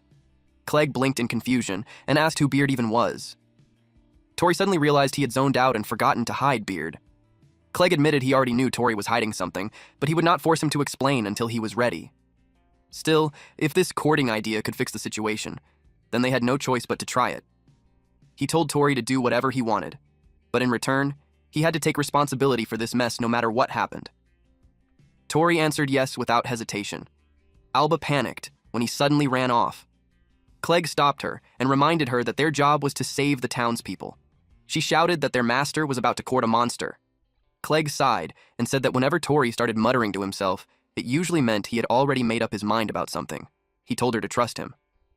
Tori unlocked his storage and pulled out the Suforbat's magic crystal. Then he activated synchronization magic. Instantly, Neve's memories flooded into his head. Neve kept muttering to herself. She screamed at someone for stepping around with filthy shoes. The wyvern suddenly breathed fire at them. Both of them coughed up blood. Clegg grew worried for Tori, but Tori assured him that something like that was not enough to bring him down. Still, everyone realized the burden of synchronizing with Neve had fallen directly onto him. Tori asked Beard if Knive's servitude magic consumed an absurd amount of mana.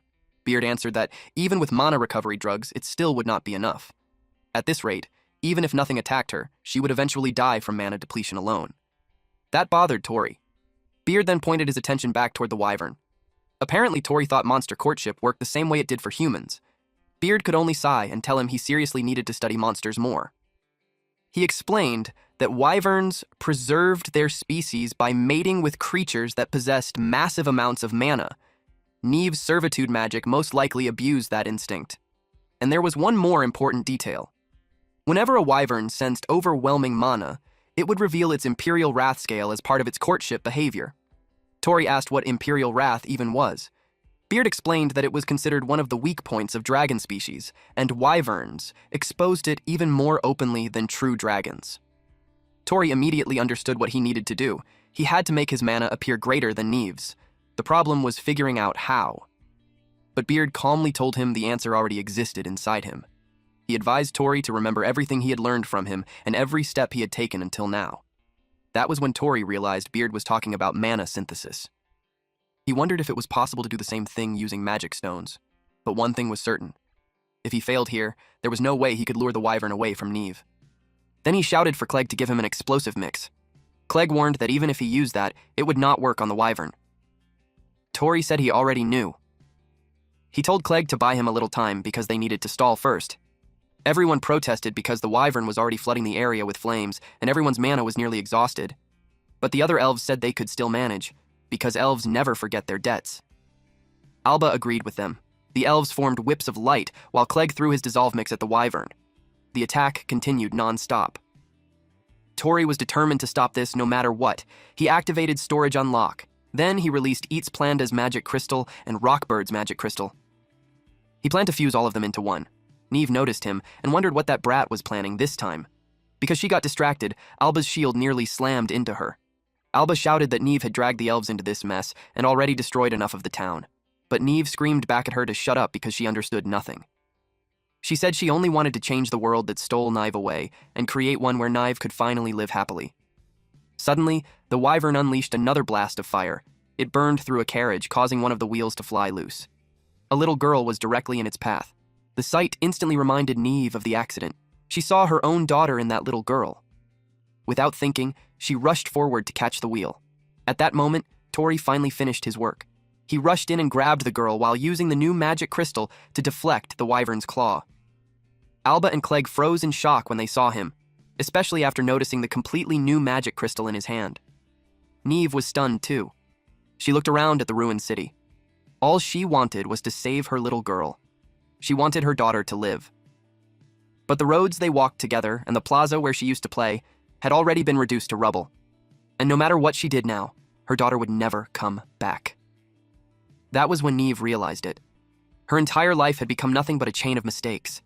Tears streamed down her face as she wondered what she should have done differently. Tori noticed her. He gritted his teeth and held back his tears. He could not cry for her because if he did, Alba and the others would not survive this. Beard informed him that the servitude magic was fading. Tori answered that he already knew. Then he gently told the little girl to stay back because it was dangerous. At that moment, he thought about his brother, Neil. If Neil had died instead, maybe he would have cursed the world the same way Neve did. Still, Tori knew she had forgotten something important. He activated the first step of his own version of courtship. The Neve he saw in those memories had always smiled so brightly. Tori screamed at her to take everything he had. The woman suddenly remembered something. Her daughter had smiled until the very end. Knowing that filled her with relief. A massive beam of light erupted from the wyvern. Then Neve collapsed. Tori caught her before she hit the ground. He promised that later he would listen to her story properly. But for now, it was time for step 2. Beard instructed him to peel off the Imperial Wrath Scale. The servitude magic was gone, the Imperial Wrath Scale was fully exposed, and now the real fight was about to begin. Beard asked if he was ready, and Tori answered yes. No matter how impossible it seemed, he declared that he would connect everything. Alright, that's it for today's story. If you want the weekly chapter updates for this series, those will now be uploaded on my second channel, Manhwa Updater. So if you don't want to miss what happens next, make sure to check it out and join the update gang. Thanks for watching, stay cool, stay awesome, and I'll see you in the next one.